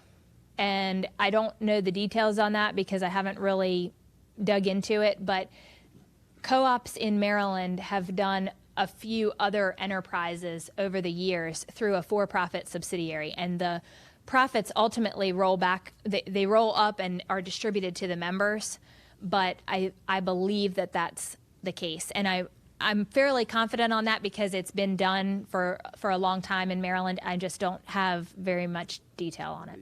The other electric co-op is looking for a solution to the only provide electric service. So this is a multi-stage problem. Yeah. And well, I don't really think of that as being as big a problem, but I guess it probably is another layer to it. And well, they can work on that one, and we'll work on this one, and then we'll just do both. Do a big bill that says everybody can do everything. Yeah, right. I have a broader question. If you as Chop Tank already have wire in the ground, so potentially there is the potential for people who are being underserved right now to get connected with some word changes, correct? Yes.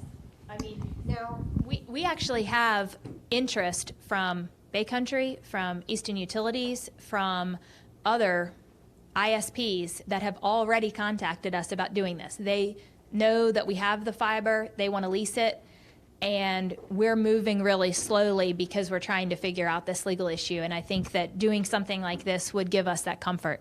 So if you all have that kind of access, does everybody have that kind of access? If everybody who gets electricity, I mean, and what percentage of the population who, see where I'm going? What percentage of the people who can't get connected right now already have the potential to be connected, which would decrease all of those millions of dollars?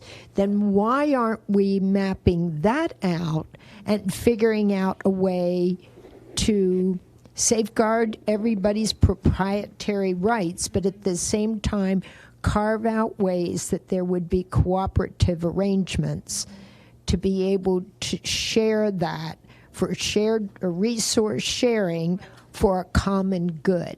And how do we do that?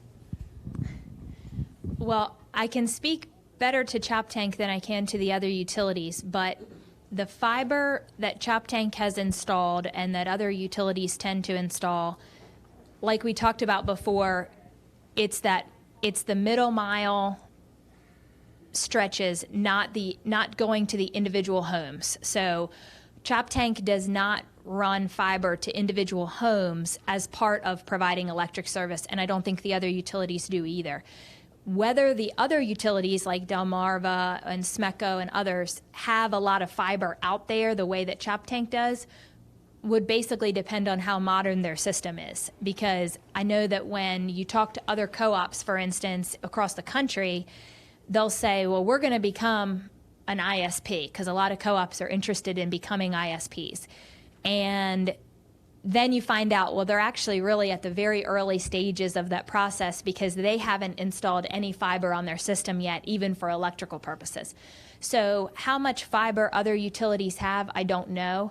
But because Chop Tank invested in that for the last 10 years for electric purposes to provide more reliability, and you know, I'm not an engineer in the least, but like for the devices to be able to communicate to one another and relay data back and forth about outages and things like that, that's why we've installed the fiber.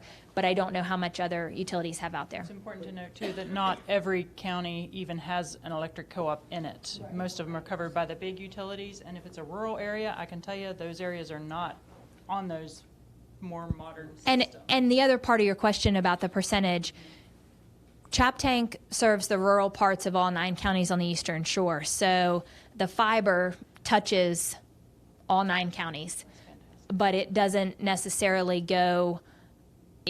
For instance, perfect example is like Hooper's Island. Of course, that's really remote, whereas, like I said before, you don't have to be very remote to have this problem.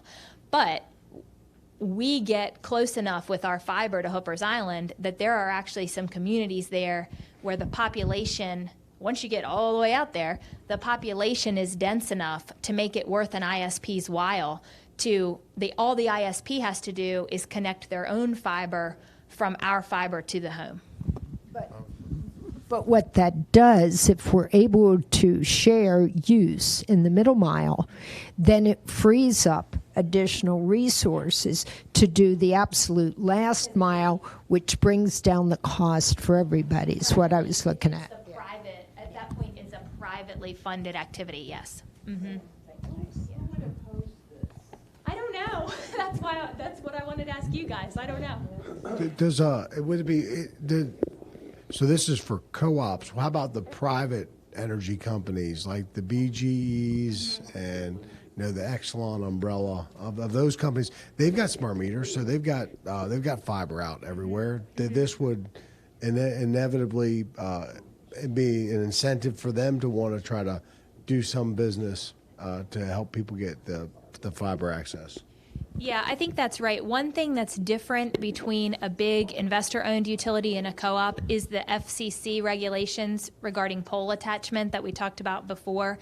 And basically, the FCC came out with this regulation that basically said, if you want to, if you're a utility, not counting co-ops, utilities can allow and must allow cable companies, phone companies, broadband telecom companies to attach to their poles, and you can charge a rental fee that's fixed by the FCC. That's basically how the FCC regulations work for pole attachments.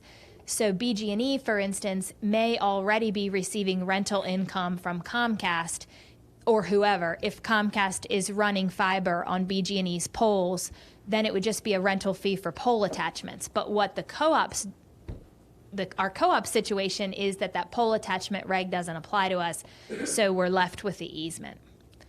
You asked about who would oppose.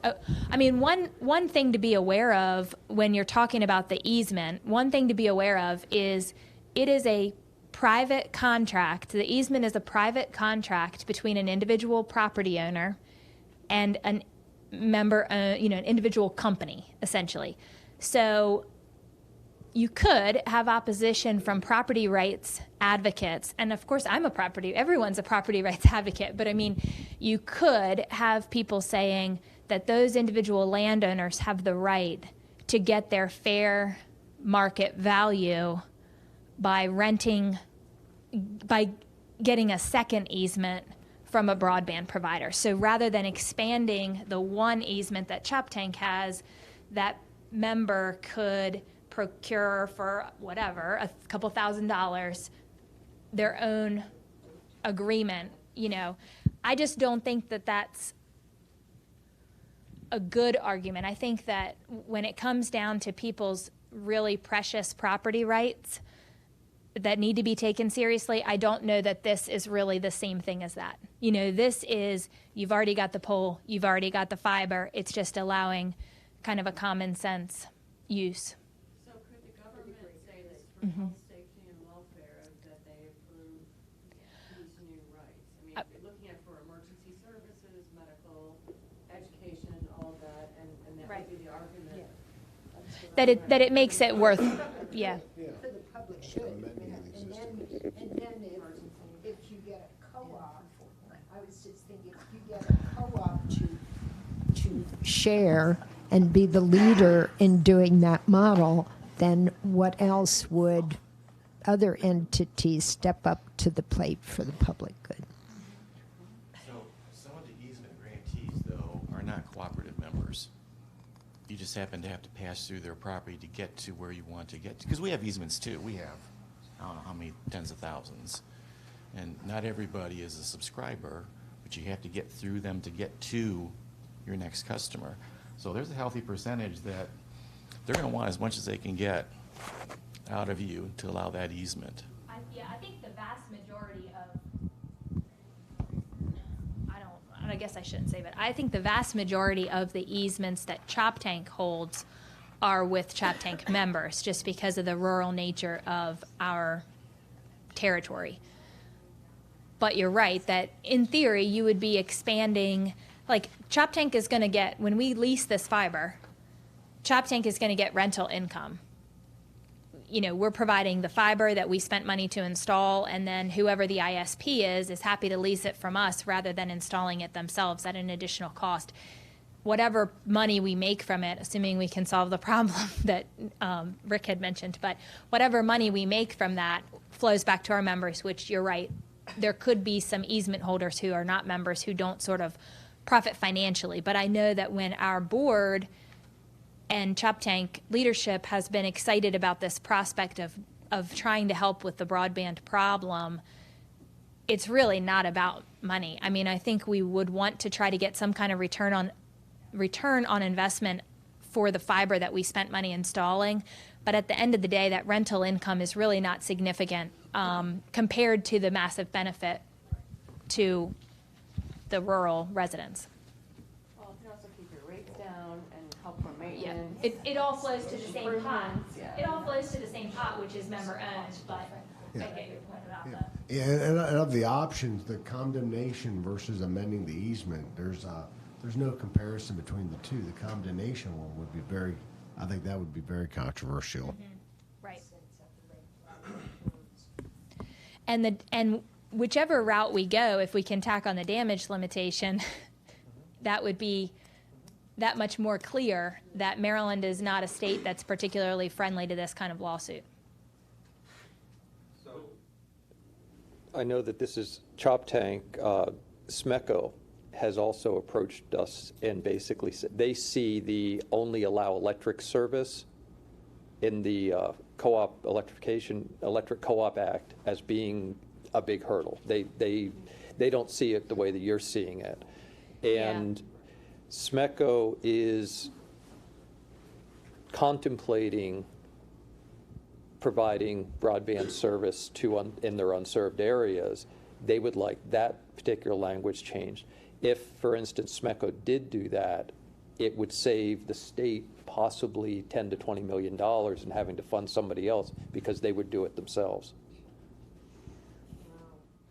Would you guys be okay if I made a motion to recommend that we include the easement amendment and the damage limitation portion to the report that we're preparing for November? Would everybody be okay with that? I'll make that motion right now. Can I modify that motion to also amend the Electric Co-op Act to allow broadband service by electric co-ops? Did you say that in the microphone so they've got a copy? Yeah. Absolutely. Absolutely.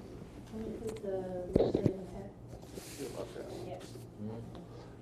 And I'm guessing that the report could include different legislative options for solving the easement problem, and then also the legislative options for solving that. And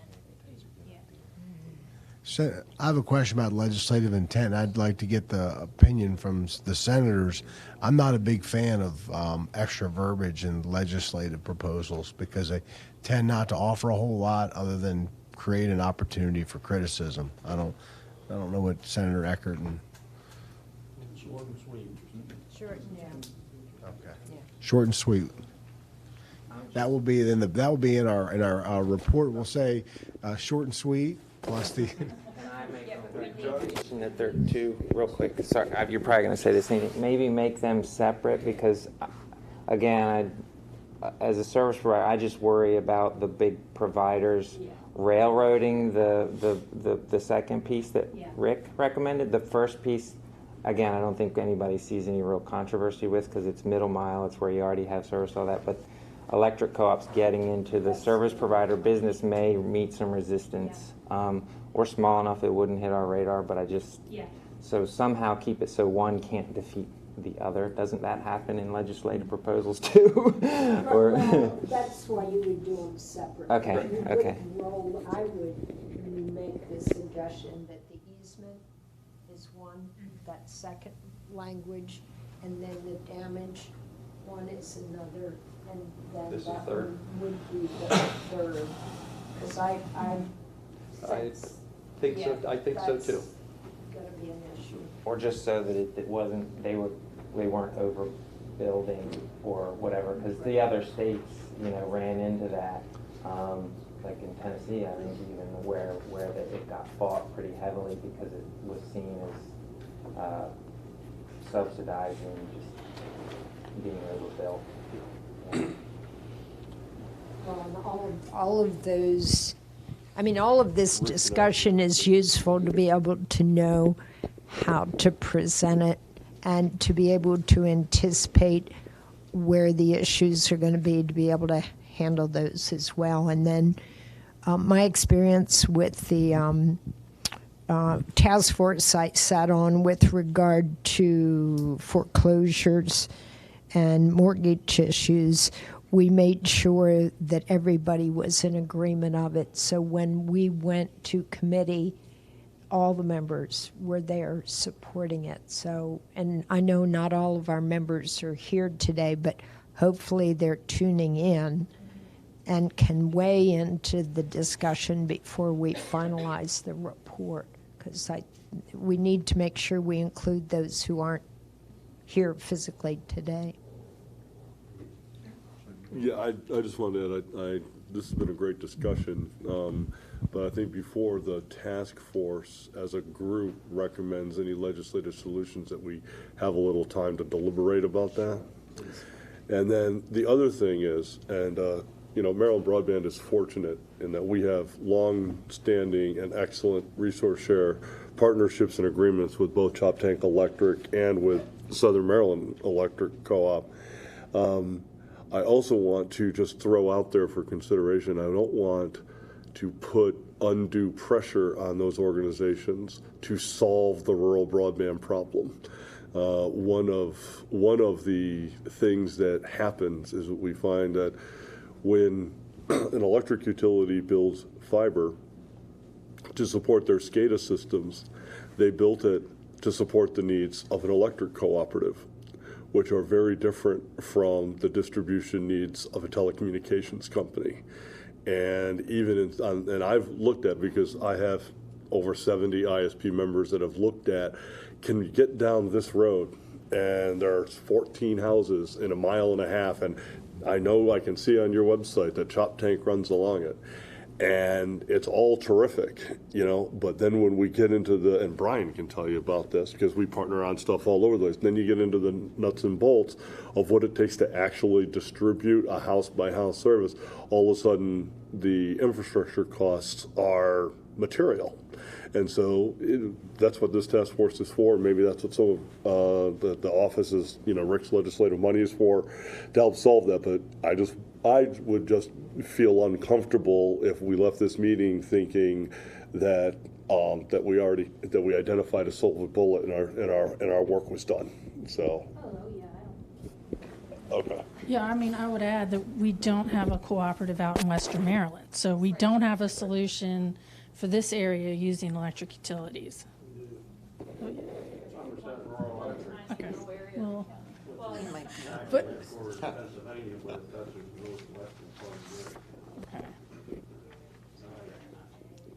okay. Yeah, I think that just some of these solutions are just part of the arsenal to try and fix the problem. It may not work everywhere, but if it reduces the overall burden to the state to solve it, then it's something to go after. Well, we had a motion. I am concerned we don't have a quorum. So could we maybe amend that motion that we recommend we put it in the report, and then when we get to the report, we can adopt it there. Would you consider tabling this for 30 days and bring it up at our next meeting? I'm concerned that I haven't had enough time to consider whether this would have a positive impact on my employer or not. But in 30 days, I'll have a better feel for that. October 25th is our next meeting in Annapolis at MDA, Department of Agriculture. And they're not right before the election, too. We have to do anything we can do if we can't make the meeting, if we be able to communicate via email about it. Crazy things happen right before elections. I don't know why, but I'm just forward thinking. But yeah, you could definitely hold off until everybody has a chance to evaluate things. Or you could just make the recommendation with the caveat that we would finalize it or have more discussion on it at the next meeting when everybody would have an opportunity to get more information. That works. Does that work? Probably better. I think once you put it down on paper, it's kind of like we have a consensus on it. I recognize that we do have the election coming up and the timing is not the best for it, but I would really like the opportunity to review. And if Sean was here, he'd say the same thing. For God's sakes, let us think about it because it could be a very, very big issue for us. Maybe it's not, but it could be. Atlantic Broadband. And I know we're late. I know that I'm late to the party with this whole topic and presentation and everything, but it's just the way it worked with me getting involved in the, Bob Belkey getting ready to retire and stuff like that. Sure would be easier if I withdrew the motion, and I'll withdraw the motion, and we can bring it back. We can bring it back next meeting. Okay. Is that me making that noise? Charlotte, could you distribute some of the language out, just make sure everybody has it, and that way, the next, 30 days, everybody can take it back and look at it. Okay. Yep, you can do that. Distribute it out. If you Want me to send send it to you? Yeah. Or you've already got it? And then, or if you could put it in a paragraph, and then I can send it out to the full task force, so they have it. We're ready to go next meeting. Yeah. We'll fire it up. Well, yep.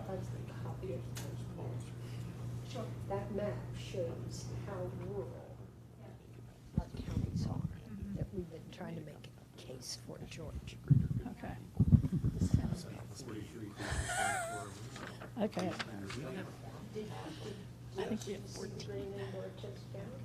Yeah, you saw three in the counties out here. Someone who's like, Population wise, Garrett has you. the least amount of. I think it's you.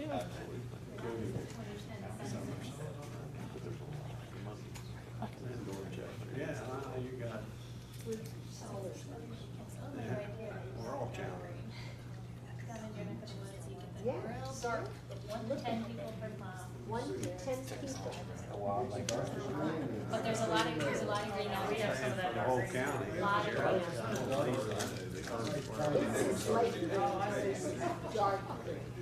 We got to keep it on.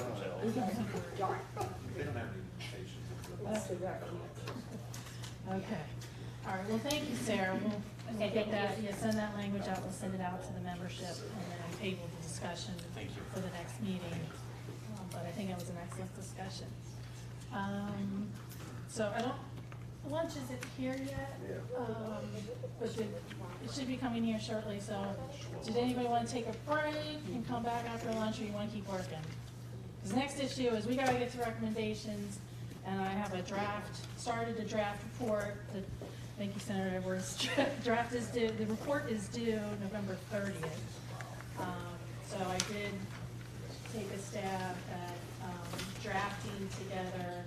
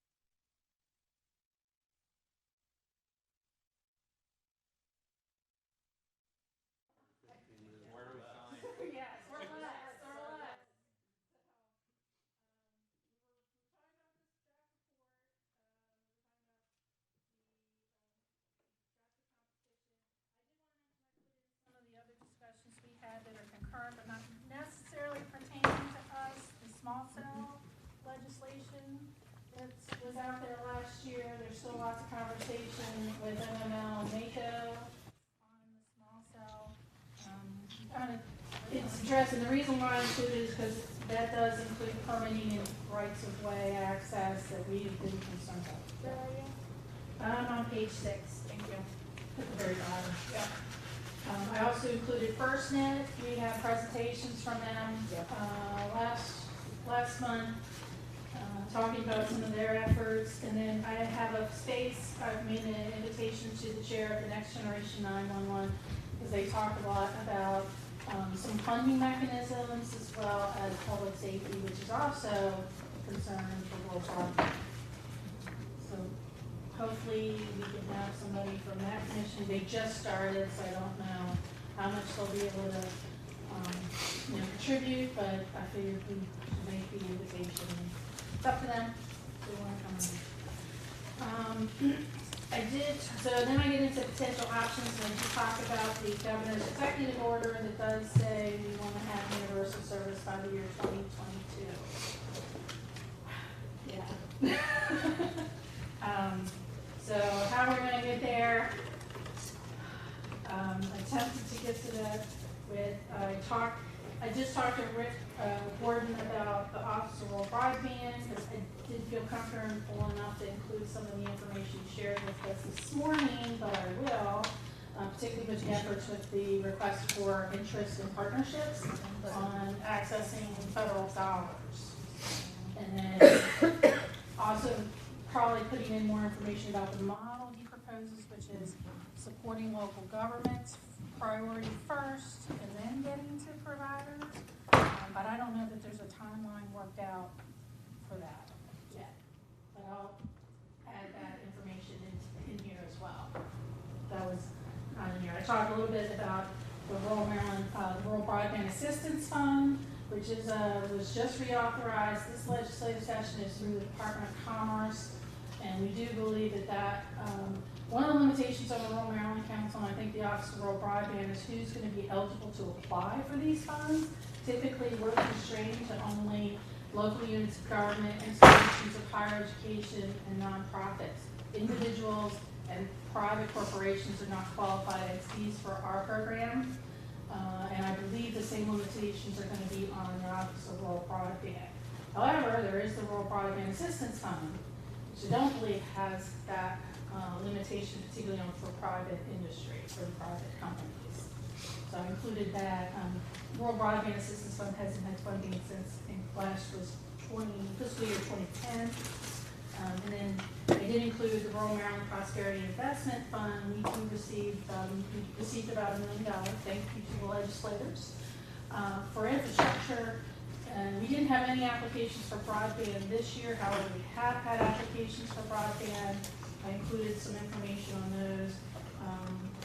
We did improvements for the town of Cumberland, private network for the town agencies. We funded the Garrett County Community Action to pick up those low-income homes. We also funded in Frederick County a small extension for Myersville new library so they could get internet. So we've had, and we have the same restraints. We require a match, and generally it needs to be intergovernmental or regional in some way. So to drill down into a census block is going to be difficult for the Rural Maryland Prosperity Investment Fund, and I probably think the Office of Rural Broadband is going to have that problem too. They're going to want large contiguous areas to service.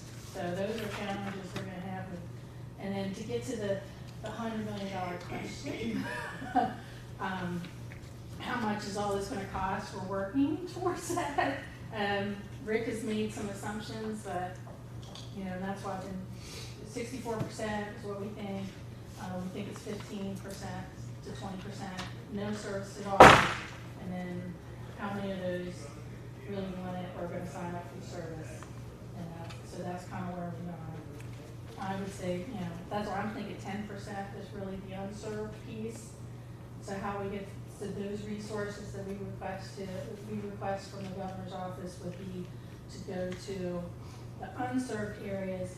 And then we've been talking a lot about tax credits, sales tax exemptions, depreciation on equipment. So I included those options in here because for us, I think that's, if we can lower the costs for broadband installation, we'll get the private ISPs to extend out more rural to less dense areas, kind of the thought we had there. But so this is open discussion for any folks. And then finally, what I included was the electric co-op provision, just the easement provision. Because like I said, we had heard from SMECO. They're on the same page. The problem would have been if SMECO wanted to do one thing and Shawtech wanted to do another, but both of the large electric cooperatives are on the same page. They don't want to do retail last mile service. They want to do that middle mile service, of which they're already doing.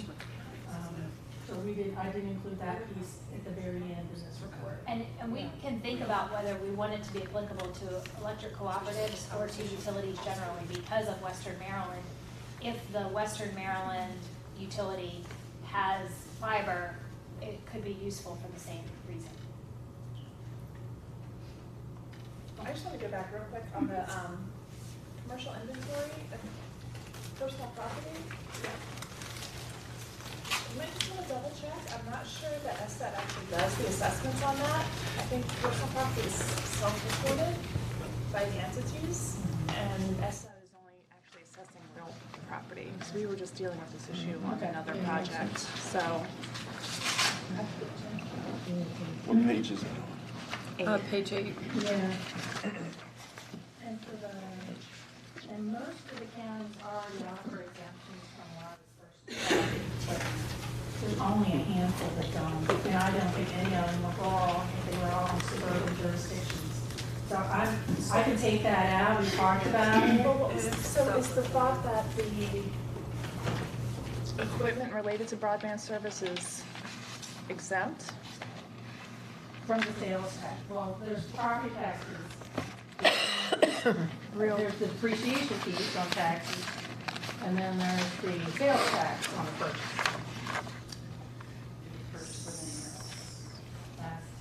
So I don't know where the broadband piece falls into it, but I know, for example, in Frederick County, we do not have business personal property tax.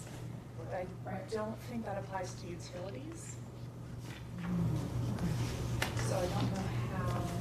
It could be different from each county to county. Each exemption, sometimes the exemptions include utilities, sometimes they don't. And I don't know where the ISPs and other broadband providers will fall into that. So just a thought. I think we do I think Garrett only does it for what, gas, utility maybe?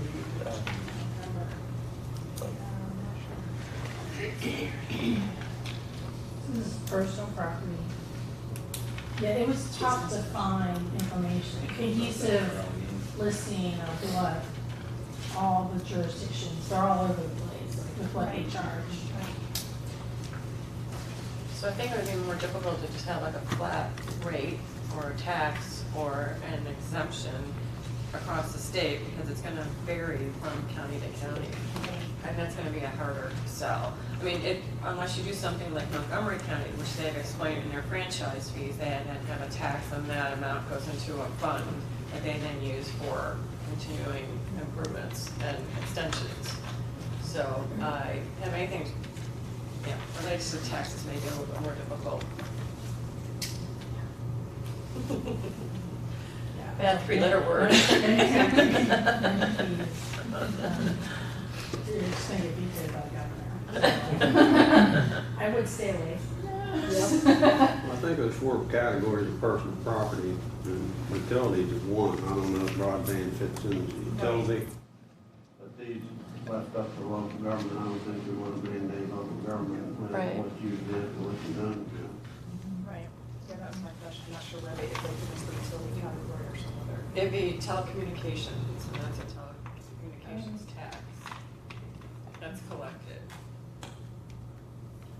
Or each county, like Montgomery County went and got permission to collect and did it through their franchise agreement, and that's how they do the funding.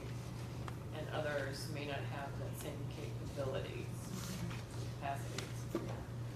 There was a bill last year that added a fee that actually passed out of the House committee for non-compliance of the franchise agreements.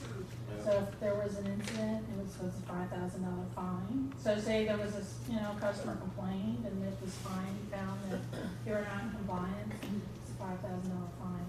It did pass out of the House committee, and out of the House delegates and into the Senate, but it didn't go further than that. It was more, we kind of saw it more as a message to the ISP, to the large ISPs, that they need to be a little more consumer friendly. The stick method. Yeah. I mean, I'm sure it'll be reintroduced this next session. I don't know if that's something we want to get into. We'll just have the small ISPs roll up and leave because the threat of that kind of penalty would just be disastrous. Particularly if the wireless one was in here that literally talks about just a lightning strike can set her back. Yeah. I mean, that's the big guys want that passed, I can tell you. Right. So I didn't include that because I didn't think that was something we wanted, that path we wanted to go down. There was also a bill a couple years ago looking at just restructuring the telecommunications tax that actually cut the current tax but broadened the base. So it would have made satellite compliant with telecommunications taxes and pay-per-view, voice over internet protocol. I didn't include that in here either because there's a question of, is that a tax? You're restructuring, you're lowering it, but some people are going to have to pay it. It didn't previously have that. So I didn't include that either because that was too close to the tax. So the strategy, I was saying, ask for resources, support the funding for the Office of the Rural Broadband. Look at these tax. There's a tax credit that we talked about for broadband services and expansion. I don't know how likely that is. It's tough with tax credits. Members of the Senate committee could probably talk more about that. And then we talked about the sales tax exemption on broadband equipment. I thought we talked about it in the round. Remember how complicated that got? It did.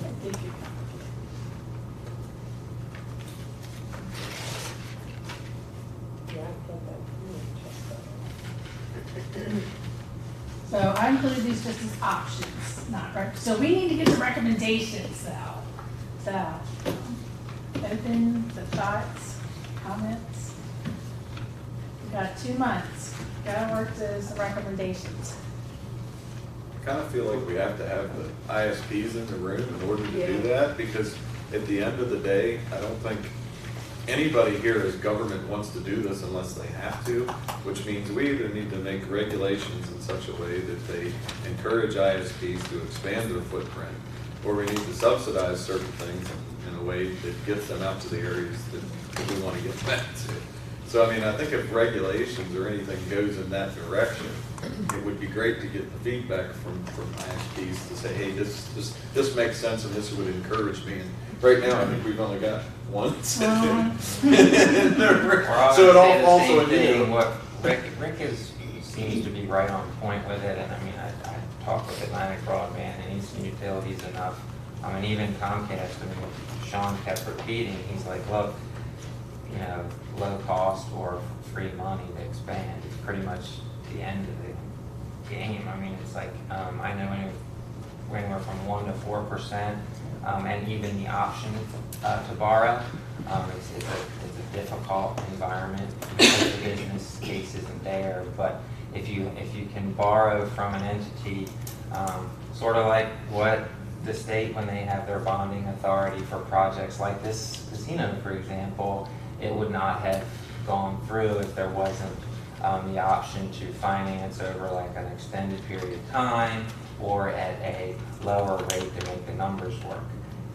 It's really that simple. And so specifically what Rick is saying is, hey, if we can get money available at 4% and actually lend it in the first place, because right now if any provider were to go to the bank or even their stockholders and say, we want to spend $2 million to hook up 1,000 people, or 100 people in Dorchester County, no one's going to lend money. So if the state can do that and extend the numbers or lower the finance cost so that that's either spread out, let's just say you're making $10,000 a month, the cost of the loan has to be X, so that what you're making is less than what it's costing, and that either means amortizing it over a longer period or lowering the interest rate.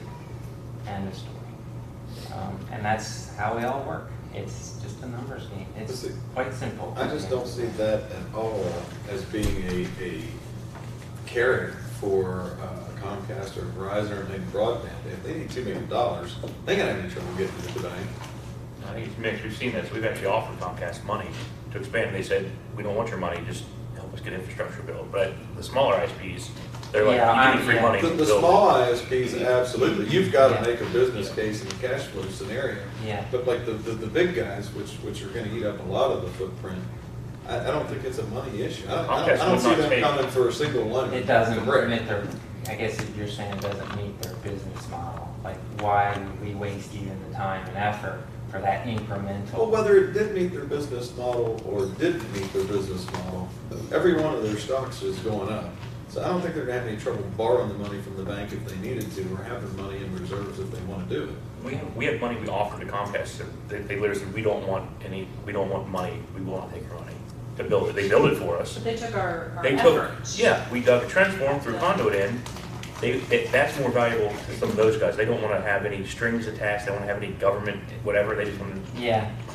But we have another ISP that's like, if you give me 30 grand, I'll build this for you. And yeah. But that's a smaller. A small ISP. See, that's what I'm saying. Small ISP. They're just like, give us money, we'll get stuff done. But a loan for you, I mean, it may change things if you can't get money from the bank. But in a lot of cases, like you said, it's still isn't going to cash flow. So to me, it almost has to be subsidized. It almost has to be either money or effort to get somebody there. I mean, but doesn't this come down, I mean, I know by the time we have our next meeting, you're going to need recommendations. Right. It's the end of October. And we've been sitting here talking about this for umpteen times. And nothing's changed. And what we heard in Annapolis, where he was talking 2 meetings ago, finally what ultimately happened was the small ISPs at the table all joined together and said, we're the ones that are going to solve it if we solve it, the small guys. At the same meeting, you had the big guys sitting there telling us what works in every other daggone state, but doesn't work here.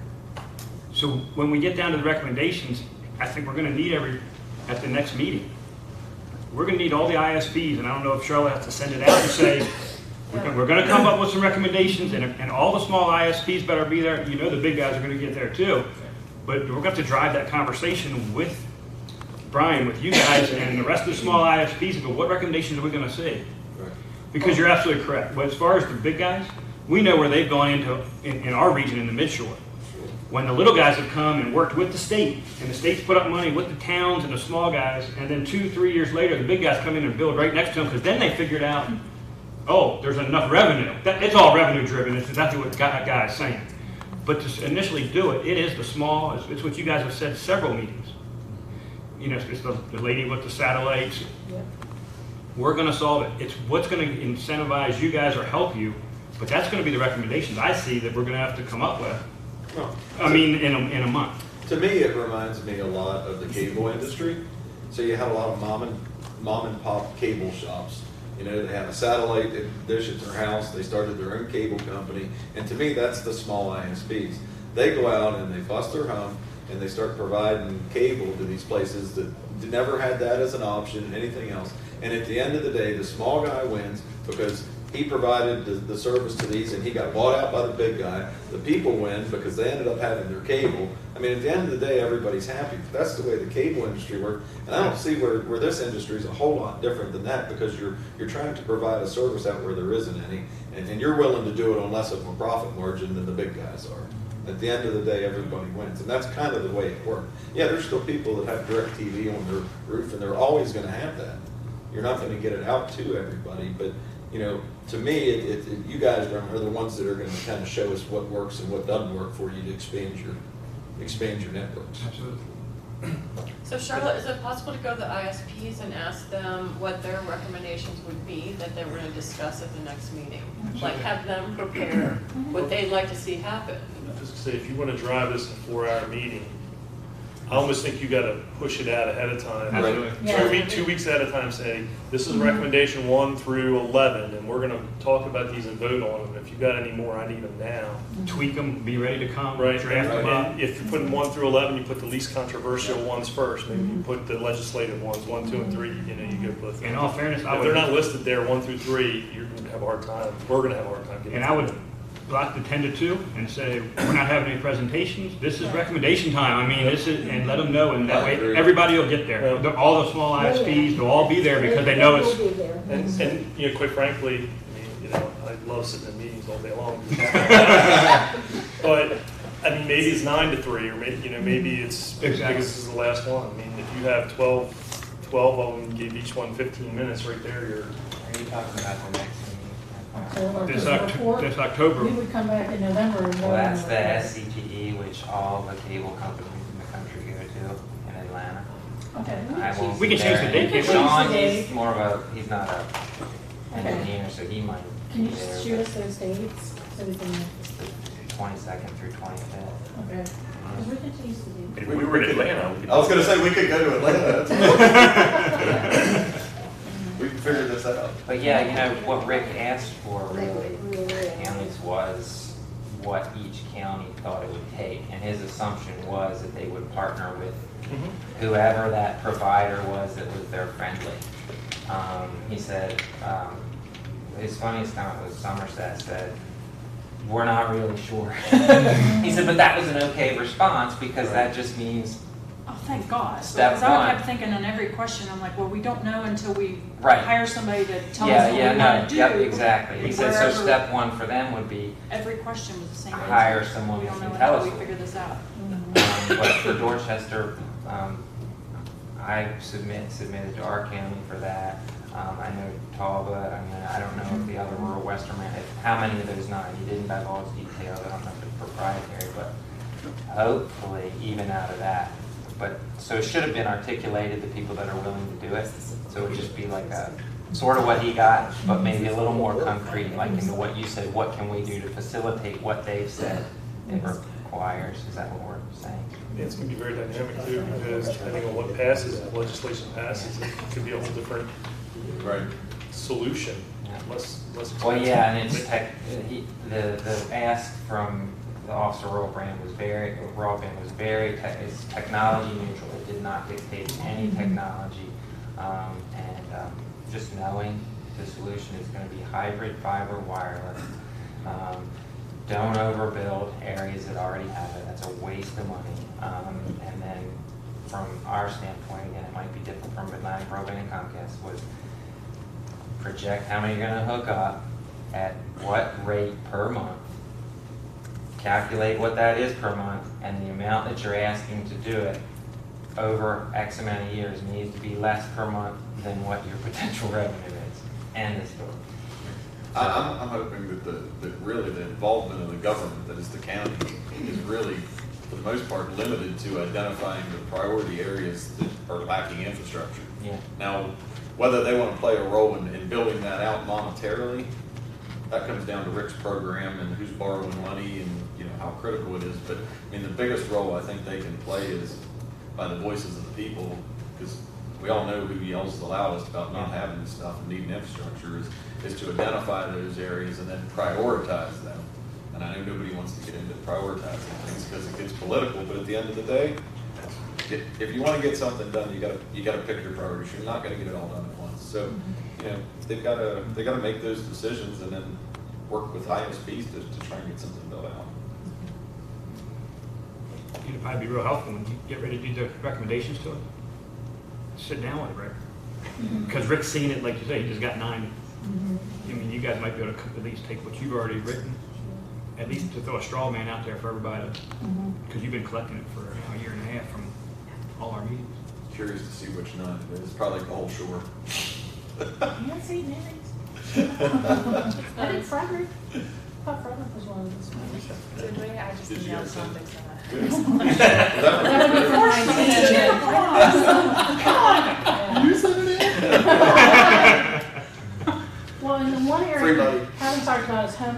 because that's the biggest complaint we get is the homeowner usually contacts us to say, I called Comcast, they told me it's $20,000 to be hooked up. You know, so are there some strategies we can consider that helps the homeowner hook up to existing systems? Charlotte and I've had a few conversations with us, and Steve and I have too, and with the restriction on state funds having to go, we can't go directly to a homeowner, but to a county, and then the county perhaps can just establish a program, and that would be through Department of Housing, Community Development, low income, meet those thresholds, help them with whatever, you know, the funding method. They would have to come up with their own program, but the issue with that, with some of the rural areas, they may not have the capability within the county government to do that. Right.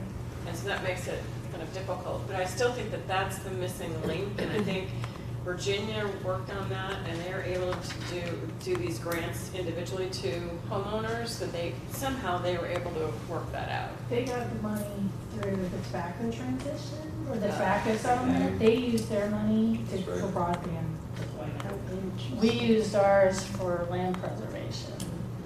So, yeah, I mean, yeah, I'm looking for a big pot of money. If someone has any ideas. This was a question I had, and I'm worried other places that just handed money out, sort of what you run into is if you have a monopolistic provider that's profit incentivized, they're going to get as much as they possibly can out of that bill. So that $20,000, sadly, you know, would come down significantly if it was a desirable customer and there was a little competition in. All that said, we just can't create competition out of thin air. If there's only one provider, there's only one provider. So my question is, when I hear Chop Tank Electric Cooperative looking for a solution, I love that business model because they really exist. Their customers love them. Everybody's a member. They're technically a nonprofit. Same thing in theory with the Maryland Broadband Cooperative. Can the state form a mechanism to actually allow these entities to go where there isn't competition, and knowing that they're not for profit, they're really just looking to cover the cost? Again, that's part of our problem too. There's been millions of dollars spent in a lot of these counties, Kent being one of them, and they're not sure that they got a good deal for their money, okay? They're not going to get a good deal if it's a private provider, and this is me being a private provider, but a citizen of the Eastern Shore that wants to solve the problem. How do you form a mechanism? And again, this is pertinent because I want it to be a recommendation of the task force so that the outcome is efficient from a price standpoint. And the only way I know, and I have banged my head against the wall, and I talked to Scott about it 5 years ago, is the cooperative model. Can we make that a recommendation that a last mile cooperative can be a vehicle for this money so that it is spent in a nonprofit way? Again, profit-minded providers can be a part of this entity, as can customers or whatever. You know, Chop Tank Electric uses subcontractors that are in the business to make money. That's okay. You know, is that something that would work? And I don't know why it wouldn't. It hasn't happened. I'm not a lawyer and I'm not all-knowing, but to me, I just can't help but think that the answer, Chop Tank knows that they're part of the answer. Maryland Broadband knows they're part of the answer. Private providers know they're part of the answer. Governments know that they're part of the answer. What is an entity that can exist to receive money and solve this problem in a nonprofit umbrella that the public trusts, that the government trusts, and they know also that they're getting the expertise of private providers and the willing consumers? It's a cooperative. And is it a cooperative of It would be. homeowners? It could who be. want service? It would be a last mile cooperative. Right now, the Maryland Broadband Cooperative is a middle mile provider, as is the relationship with, you know, if the electric cooperatives get involved. But because it's sort of a separate function and it's a lot more difficult and its expertise is different, it would make sense to have probably a separate entity, be it a sub-entity of Chop Tank or a sub-entity of Maryland Broadband, or an entirely separate entity of providers and consumers and where it's specialized in the last mile. I'm told, so Yeah, I sorry, serve on a board. I shouldn't say that with I serve the, on- the presentation we just had. I serve on our But- rural cooperative development entity. It's called Keystone Development Center. They're actually based over in Pennsylvania, but they cover Maryland, and they helped create the Broadband Cooperative. Okay. They tell me that it's possible to do a multi-jurisdiction. Problem is because the states so diverse in its geography that you're gonna have different solutions in each jurisdiction. You would, and it wouldn't, yeah. And so how do you make, but I'm told it's possible, and there are examples of multi-jurisdictional cooperative that covers these different areas. Yeah, because it's like any other corporation, it's formed at the state level. It's a legal entity within the state of Maryland under the rules and laws of the. Pays corporate tax. I guess so. They do. Yeah, so I mean, it's a consumer cooperative, and you, in your bylaws and your articles of incorporation set the rules around what this cooperative is formed to do. In our case, it would be to accept money from a diverse set of sources to solve the last mile problem, and it would be limited to under and unserved areas, whatever we define that to be. So you envision, so the co-op would be an ISP then, or they would? It would be the organization that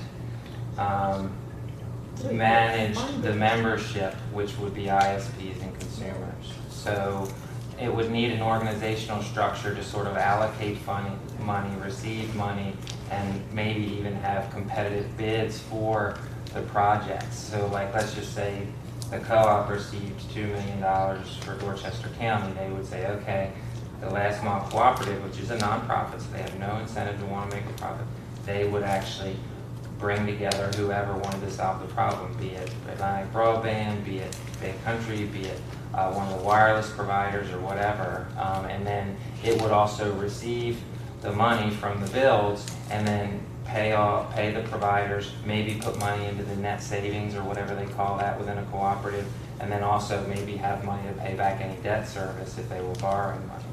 Where do they get the money from? As a transporter? Or?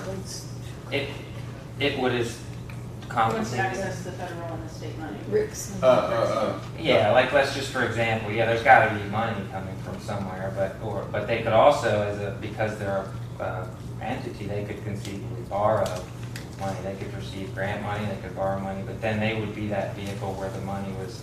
Some of it would go to debt service, some of it would go to pay the providers that they were using to solve the problem. And the problem with the model is that there's not almost no grants out there pay for operations.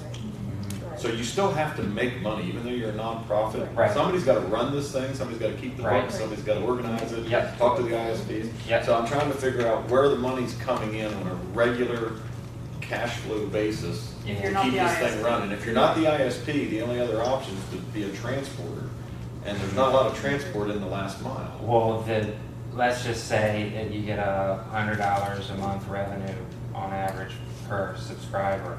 So, But that's the ISP, right? Well, the cooperative could be the billing entity, conceivably, and or the ISP, but the ISP as part of that would pay because the cooperative had funded that installation. 30% could go back to the cooperative to pay for the operational aspect. 30% would go to the service provider who got a low cost, bill, and then 30% goes into like a net savings or a debt service or something like that. So yeah, there would be a very I was just trying to figure there'd out be an administrative aspect to it. where It that would money really comes be from. that umbrella that would make sure everyone was just focusing on. Because they're still going to have to maintain their lines. They're going to have to hire somebody to make sure those lines, a data center, to make sure that they're all running and not cut. Well, let's see, it would just be the service providers doing all of that. The members. But why not just create a fund that people could draw from to have somebody do that last mile? The fine line in my mind is between just creating a fund, you may not get the best deal. Like, so you want to make sure that the entity exists to make sure you're getting the best deal. I guess his point is that Julie said that, he can't access these funds. It has to go to a municipality of some sort to to work with them. And we're not clear if the municipality is gonna own the We're not clear assets, how that's actually, yeah. Or are they just gonna Right. contract that out? So it'd be nice if there was a Well, way for. Why don't we look at how we, Statement.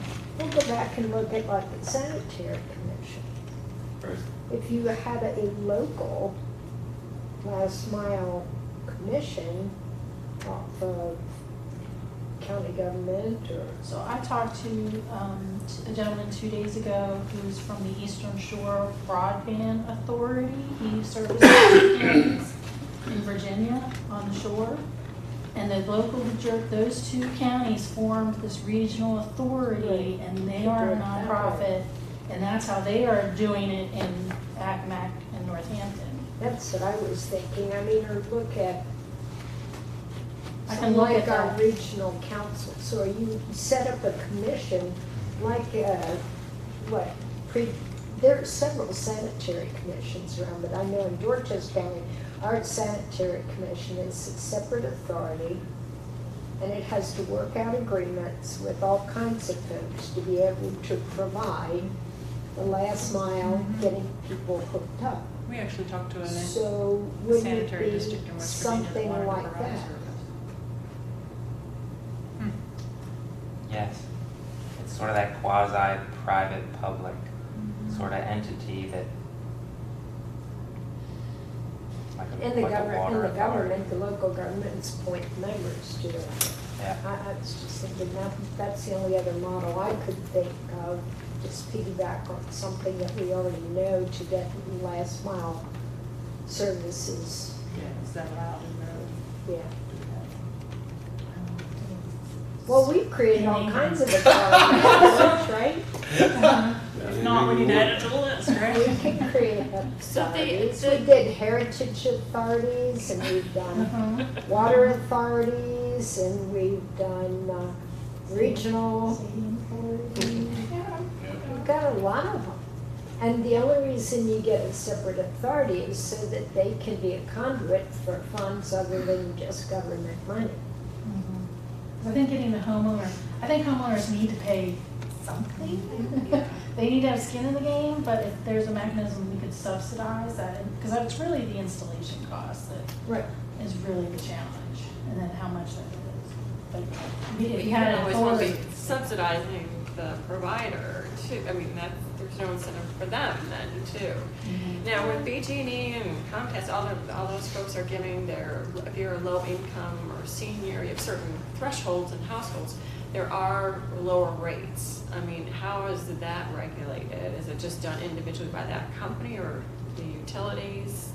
I mean, do they just do it on their own? I know that we have some Maryland regulations for low-income electric customers, and there's a fund that I think Choptank pays money into it, and the state pays money into it, and it partially pays electric bills. I don't know that much about it, but I do know there is a fund, and it has to do with an income threshold for electric customers. Yeah. Didn't Comcast or Verizon, don't they offer to customers that they are able to serve? Right, that's what I'm saying. It's Students, so like kids who qualify for free meals, I mean, they're getting. But it's the they can internet get- side, right? It's The internet side, it's like it's a way, it's like $9 a Federally month.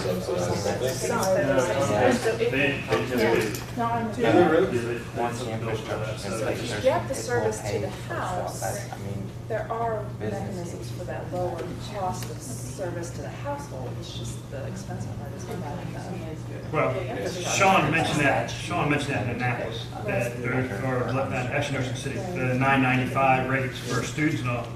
But the bottom line was, when you point blank and asked them, I mean, we did at the meeting, they're paying for it. The existing customers, they're not getting any other monies, it's someone else is, whoever's paying $89.95, part of that's going there. So it's a model that's very nice within Comcast, but it's actually self-funded through their existing customer base, is what he said. Right, so Yeah. you're basically looking at a model where you create some sort of similar fund for the smaller ISPs to be able to do that if they were the last mile. Well, yeah, and I think the low-income subsidized broadband, like ongoing, is a different discussion. But I mean, once the infrastructure's in place, there's no indication that it wouldn't be sustainable.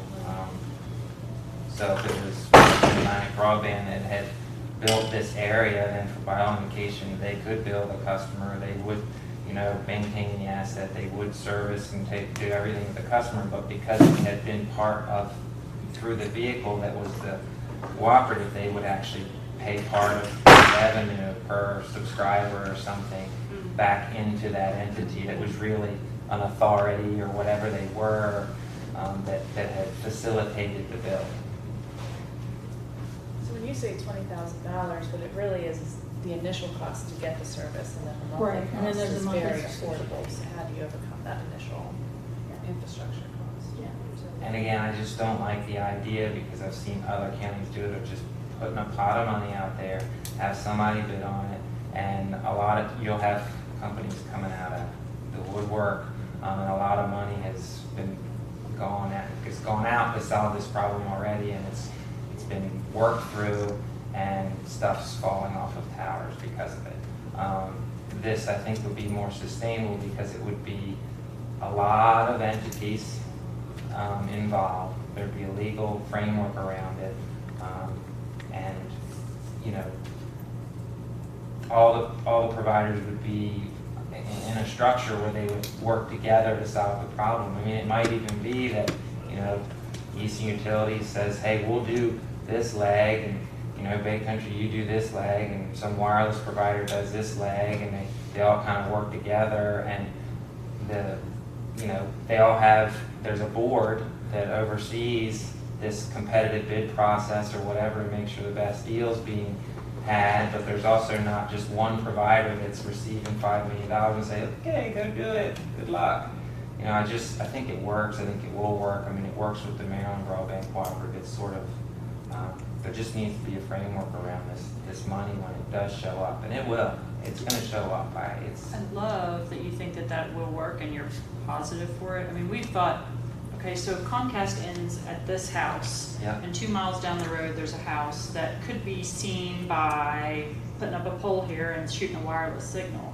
Comcast isn't in the fixed wireless business, so can we encourage them to work with a wireless provider to provide service to this person down here with the wireless infrastructure? I mean, like, that when you get into the weeds of how that actually works and the agreements that have to be in place, it gets to the point where the players don't play anymore. So do you really think that it's going to do it? I mean, in actuality. Case in point, there, the Maryland Broadband Cooperative does have exchange of resource agreements with Comcast. I mean, that it will work. Now, they're a good example and they're a bad example because they're a good example because it's like, okay, what's the possibility where this would absolutely fall on its face?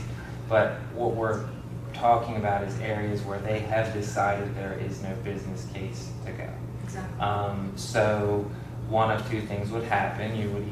They would decide that it was worthwhile to join this entity and participate in this legal structure that put some strings around how they did this, and that they also benefited that outcome, or another provider would have to come to the table.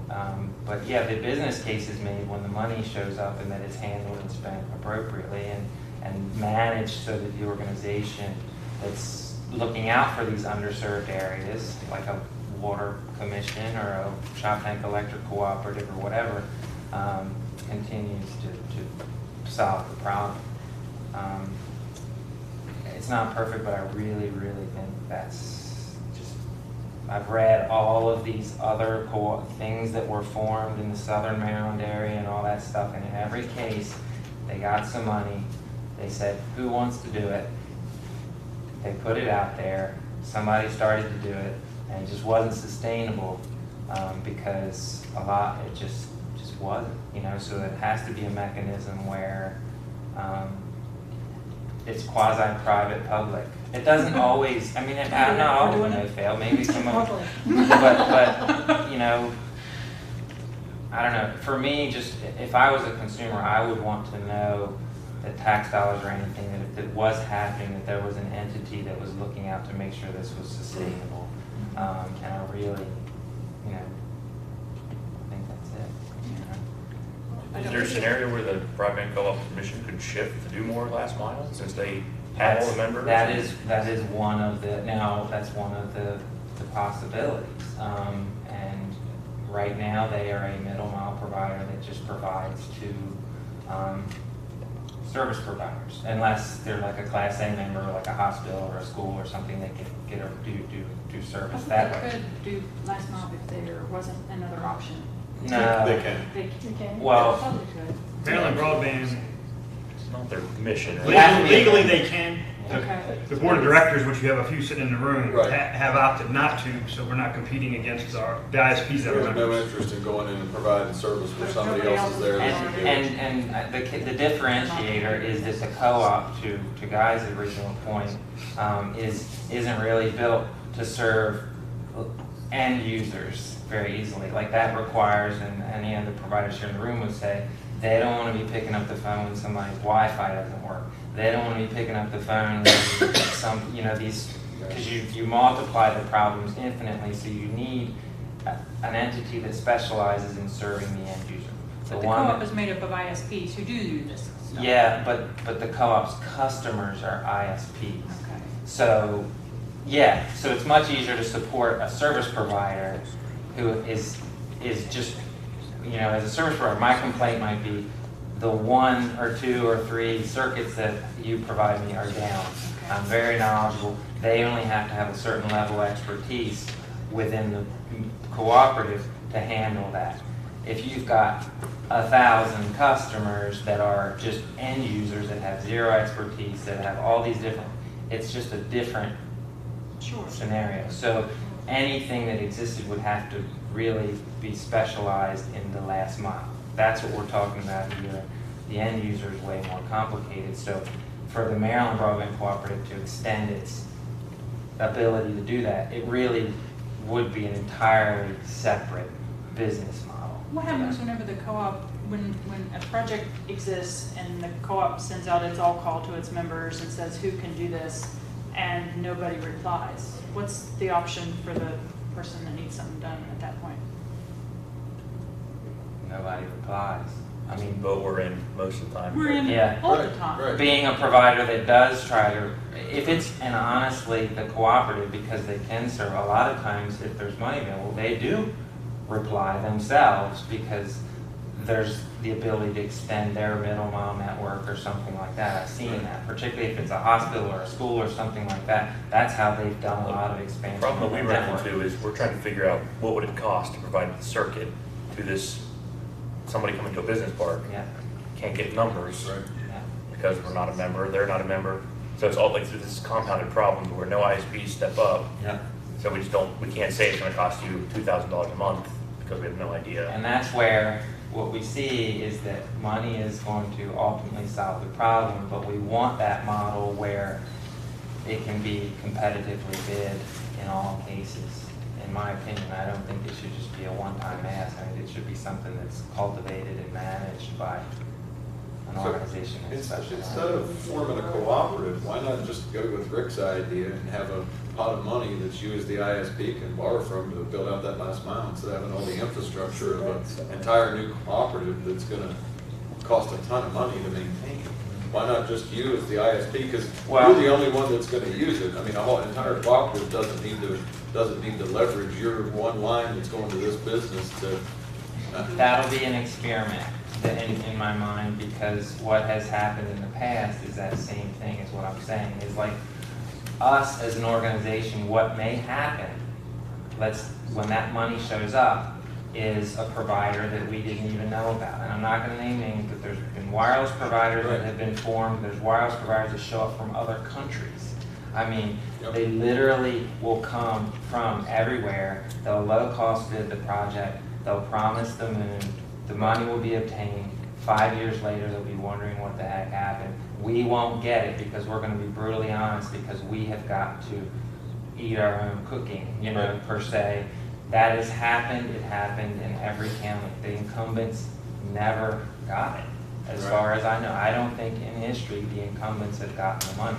So if you have an entity that's a vehicle for that, that's made up of incumbents or bona fide providers that are already providing service, there could be rules of, you know, membership, that if you want to participate in this, you need to have been in business 5 years. You need to have existing customers in this footprint. You need to, those could all be, that's part of what I'm conceiving of when I conceive of this nonprofit entity that just has a board, at a minimum, is a board of directors that can give the public confidence in how this money is spent. Kind of see what I'm saying, the difference? I mean, my concern for you guys is the ISP, because it's all the unknowns you do. You know, you go into this in good faith that somebody wants to buy your service, but they're not going to sign a 5-year deal, which is how long it's going to take you to pay back this infrastructure. But we do that every day. So, yeah. Well, but 2 years later, they move out, they leave, whatever. You don't have service. You can't pay back that money. You know what I mean? A bigger risk for me is that someone goes in and takes money that we could have used, even if a small piece, to hook up one more customer, and instead they took the whole pot, they spent it on a whole bunch of infrastructure and had no ability to sustain it. That's what I don't want to see happen with this money, and that's what I'm trying to articulate. And to your point, we do that all the time. We go into a neighborhood of 5 homes and we say, here's how much it's going to cost. And I know other providers have done it, and you know, say, all right, in 3 years it's going to be an additional X per month to pay this off, because we know you don't have $1,000 up front to do this. And the next person moves into that house, they get service. We keep charging it. If you want service from us, you're going to have to finish paying for the money we put out to do this. So that can work. That risk we can handle. I think your point's very valid. That something like an existing ISP should certainly get preferential treatment, just given the fact that they've already invested in the community. I think something like that would be a good bar to set. And again, we're honest, but I don't want anybody to assume that the pricing that comes forward, like when some companies say it's going to cost $300,000 to build this, is it really? Because maybe it would be better if at each turn there was a little bit of a keep it honest. Just that's me being a good citizen of wanting to see this sustainable and wanting to see it ultimately solve the problem. And so take it for what it's worth, but a membership of like-minded organizations that can solve the problem, and this includes governments, this includes county, because counties are subject to be elected by their constituents who we're ultimately trying to serve, should have membership on this entity that controls this finances, because they won't get reelected if they spend money that didn't solve the problem in that entity. So they need membership on this board, because they will make sure the money goes to where it's needed, as opposed to putting up 7 towers that covers 60% of the population that already has service, as opposed to microcells that go down a road that's so thickly wooded that they can't get service, and it's too long for a fiber bill. So that's a good point. It is the solution, and I know it is, and I'm just waiting for us to get there. I'm waiting for how to actually see it happen. In the end, if you give a business money, their goal is to keep that money for themselves, be profitable. There needs to be, their goal is to, efficiently deliver services, cost effective. We're here to solve the problem more than we are to make money. Those individual entities that ultimately solve the problem can make the money, but to ensure the outcome, it can't be a profit-minded entity that's to ensure the outcome. And it needs to be quasi-public-private and a cooperative as that entity. But it has to be specialized, and it has to be limited in scope so it doesn't threaten any existing providers either, because it'll never pass, it'll never get formed. I'm not sure if the state had to do it all over again. They would want to own and maintain a network that they have like this. I mean, several counties have tried it. They're not interested in it. You saw how it's miserably failed. And to that effect, I don't think any of these other counties have any interest in owning, selling, or maintaining fiber. No. So, I mean, but they're not owning, selling, or maintaining it. They're not owning it, so they have representation on the outcome. I mean, I think the private sector really is the solution, with help from But they need government. I don't oversight think and governance and a legal structure to make sure that that's the problem they're solving and only that problem. But that's where we need the ISPs to come in and offer us the solutions that best fill those gaps. Yeah.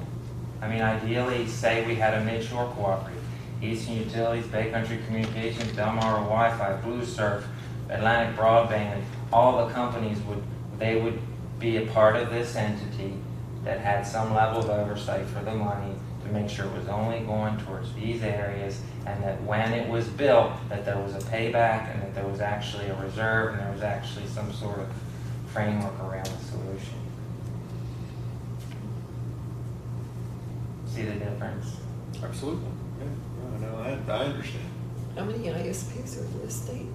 Oh my gosh. Oh, gosh. Well, there's 60 plus, there's only, I think there's 70 or something. You're going to invite all of in them to your Maryland next Broadband. meeting? Hmm? You're going to invite all of them to your next meeting? I think just the You ones better that are. plan a couple I of days. couldn't find on the FCC database. There's one in there's one in Frederick County called Sugarloaf Network. They're not even registered, but Oh, they're out there's- there. Yeah, there's a million, they're Yeah, everywhere. but there's lots of FCC little. is not updated, and Maryland Broadband won't give it. We've asked for it. What are you looking for from them? All ISPs. Who- You mean that are members? Yes, they're members. Well, that's part of the problem, is the members actually have voted to not disclose who their members are. Well, no, the cooperative, I'm sure, would be happy to send out an not the invite to anybody membership. for anything to their membership. But the memberships themselves, the membership themselves have elected not to make that information public. So unfortunately, when you request something like a membership list, the membership themselves have decided at this point that they don't want to disclose who they are. But They're all afraid that it'll be used against them.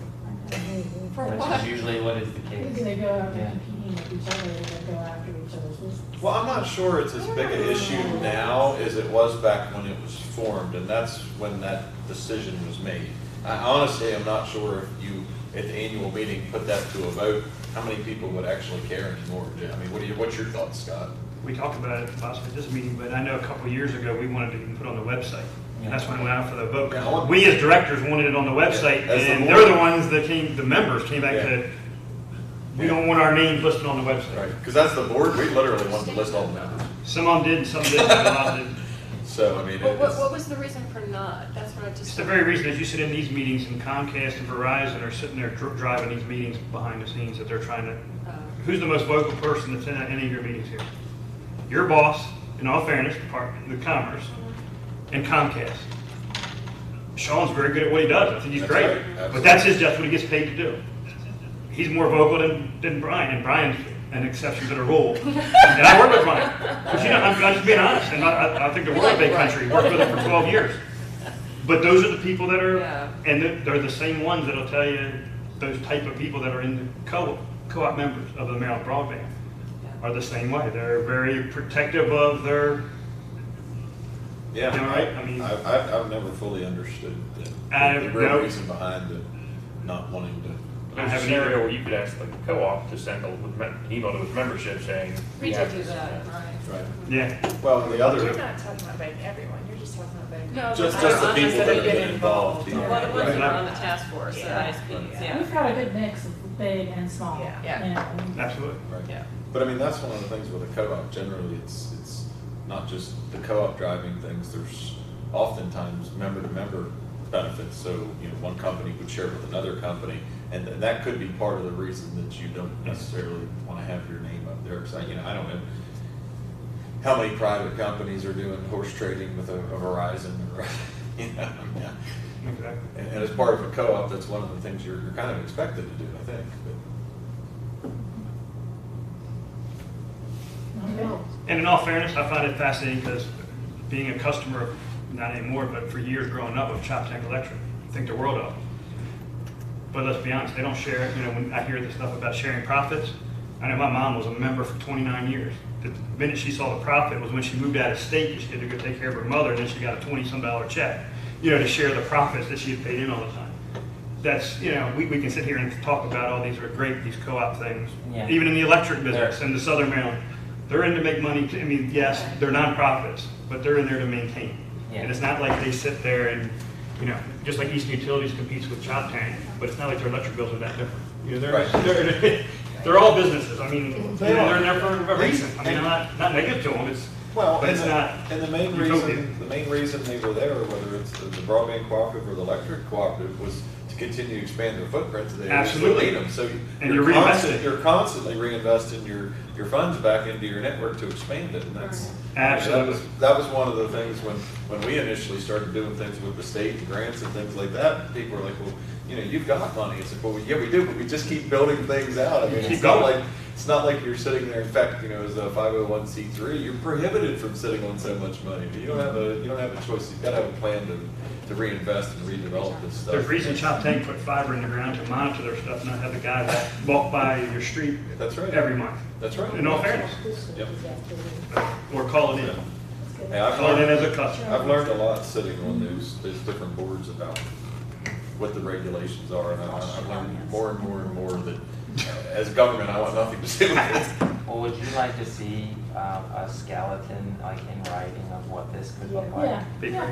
I mean, even more than one different option, if that's what you have. I'd love to see the idea that Addie said about the authority too. Yeah. He offered to come and talk. He just couldn't make this date or the October date. The Eastern Shore Regional Broadband Authority is operating. But I asked if he could send a representative to the next meeting. So we'll see. I'll look at his statute and see how they're organized. It's in Virginia, you said? Yeah, Northampton. Yeah, it was created by counties. All right, well, looks like we're at the end of our. It's actually created by state, I think. Yeah, yeah. Except Virginia It's State. by county, yeah. It's not perfect either, but then again, we can learn from it, absolutely. Just like there's. It would be, absolutely, absolutely. Charlotte, I had one thing, the state agencies and that permitting, the document that went out in August, DNR did receive comments from Crown Castle Fiber, Maryland DC Wireless Association, Mako, Rick Wharton, and Charles County IT. So they are working on those edits, and on the 15th will be on the DNR website, and they're going to keep that updated on an annual basis. But this is to help reduce public right-of-ways, public lands, a new system on trying to get those permits. And so it's all focused on the ISPs, which is why we were trying to get all of their names, so that they're aware of this new process that should be expediting the permit process. So we'll get that to you, and we'll get it to the co-op to get to their ISPs. It's a good time to do it, because the annual meeting's coming up. Yeah. Yes. It's a great time to do it, to get it to Maryland Broadband. Yeah, so it should be up by, October 15-ish, so. And you got 3 board members here that would be encouraged. Absolutely. Sit Look right here. at it. All right, well, we'll send all, thank you all for your conversation and your suggestions. We'll start integrating into this report. We'll send this draft report out ASAP, because you guys just got it, and it's just draft, so any suggestions. We're still ahead of last year, so that's Yes, good. yeah, actually, we Okay. are. And then, any suggestions, ideas, so on? And you're gonna circle around and possibly changing that meeting so the Yes. ISPs can make it? Yeah, because we need the others too. So, yeah, I guess ignore that invite. We'll look for a new day, probably, I guess, the 26th, or is that, the next, probably next week. People be driving back. Yeah. Back that day. I mean, this probably should have been done a long time ago, but it would be nice if each one of us in our own jurisdiction, our backyard, could go to a couple of our ISPs and say, what would make a difference to get here? I mean, what is it that we as the government, whether is it money, is it regulation, is it right away, what would make that difference and bring that back? Because, I mean, I don't know that we ever actually did that. Maybe that was our mistake. But I'm wondering, well, we had a lot of those people in the meetings. I'm just not sure. Early on, that was a lot of last year's conversation, was that access to rights of way, Right. permitting, and But I just feel like there's little things that would make a bigger difference that never really necessarily came out. what I hear from all the ISPs is just give us money. I will. When I've asked them that, that's literally the answer. When they Yeah. say? When I ask, what's the barrier for you to coming into these areas? It's money. Just pay us. Just give us the subsidy we need to help. Right. Well, one of the things that drives us nuts, though, is the fact that there's areas, the cooperative has fiber into. So it's not an issue of give us money so we can get there. It's we want to own our own fiber getting into there. Yeah. And that's one of the issues that I really dislike, and I want to make sure we don't overbuild these things, because if somebody wants to get in there, we shouldn't be overbuilding. We somehow need to make them understand that there's fiber there that they have access to that will get them there. Well, that was part of my thought with the discussion today. If we were able to take that even as a first step and be able to access that right away, or that conduit, then see how many new subscribers come on board, because we know not everybody's going to jump on board if we take it to a place where there's not a demand. Right. So if there already is existing demand and you have a way to flesh that out that's low cost, do it. And then see what else needs to be done. Because you will, I think the demand will get created as you increase accessibility and satisfy demand where there is one already, was my thinking. And I couldn't encourage us enough to really stress in whatever email you send out, to encourage the ISPs to be at the next meeting. Yeah. And the reason I say that, not many showed up today. And I'm not being smart, I'm just being, it's just being realistic. Well, we don't know how many people are watching this on. I'm still saying, if it's your business, and I'm just saying, and I'm not saying that they're small, but I know some that, personally, I knew some ISPs that said, I'm just not driving out there. Sure. That are large enough to do it. That's a small one, and they drove out. Oh, I know. But my point is, we tend to get around a table, and God knows Senator Eckert's been working on this before I was ever around. And I'm sure Senator Edwards, I'm sure it was too, but we were talking about this years ago. There's been those of us that sit around this table enough that we hear the same stuff, but it's one thing for us to say it, but whatever recommendations come at it, we really need to need to hear them of what they're recommending in a month. And not saying, oh great, that sounds good, but what we think is like this, because they're the ones that are ultimately going to have to execute it. Right. And I mean, we really need to hear them next month and going, okay, this is really, it's not what we all think or what we thought 20 years ago or 10. We need their input to know that, like you said, is it just money? I mean, in all fairness, if that's what they tell you. But that's where That's what they're telling if us. it's not coming from them, That's I what I mean. figure it has a far better chance of being implemented if it's something that they feel like is the impediment. Exactly. And that's why I think if we stress that, please come. This is the meeting. You've invested a year coming, listening, but please be there in person to. I want to point out though that a lot of the big ISPs, what they want is completely different from what the small ones need. Absolutely. So Absolutely. listening to these guys is going to be, some of them are going to say this, and some are going to say this, and I think we'll probably need to do both. Yeah, Absolutely. You're right. I envision there's going to be two solutions for two different groups. I'm 100% with you. I agree wholeheartedly that what the big guy wants is Totally different. You're right. than what- yeah. I just. All right, well, great conversation.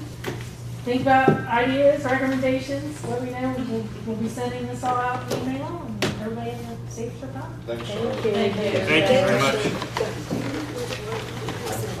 Thank you, George.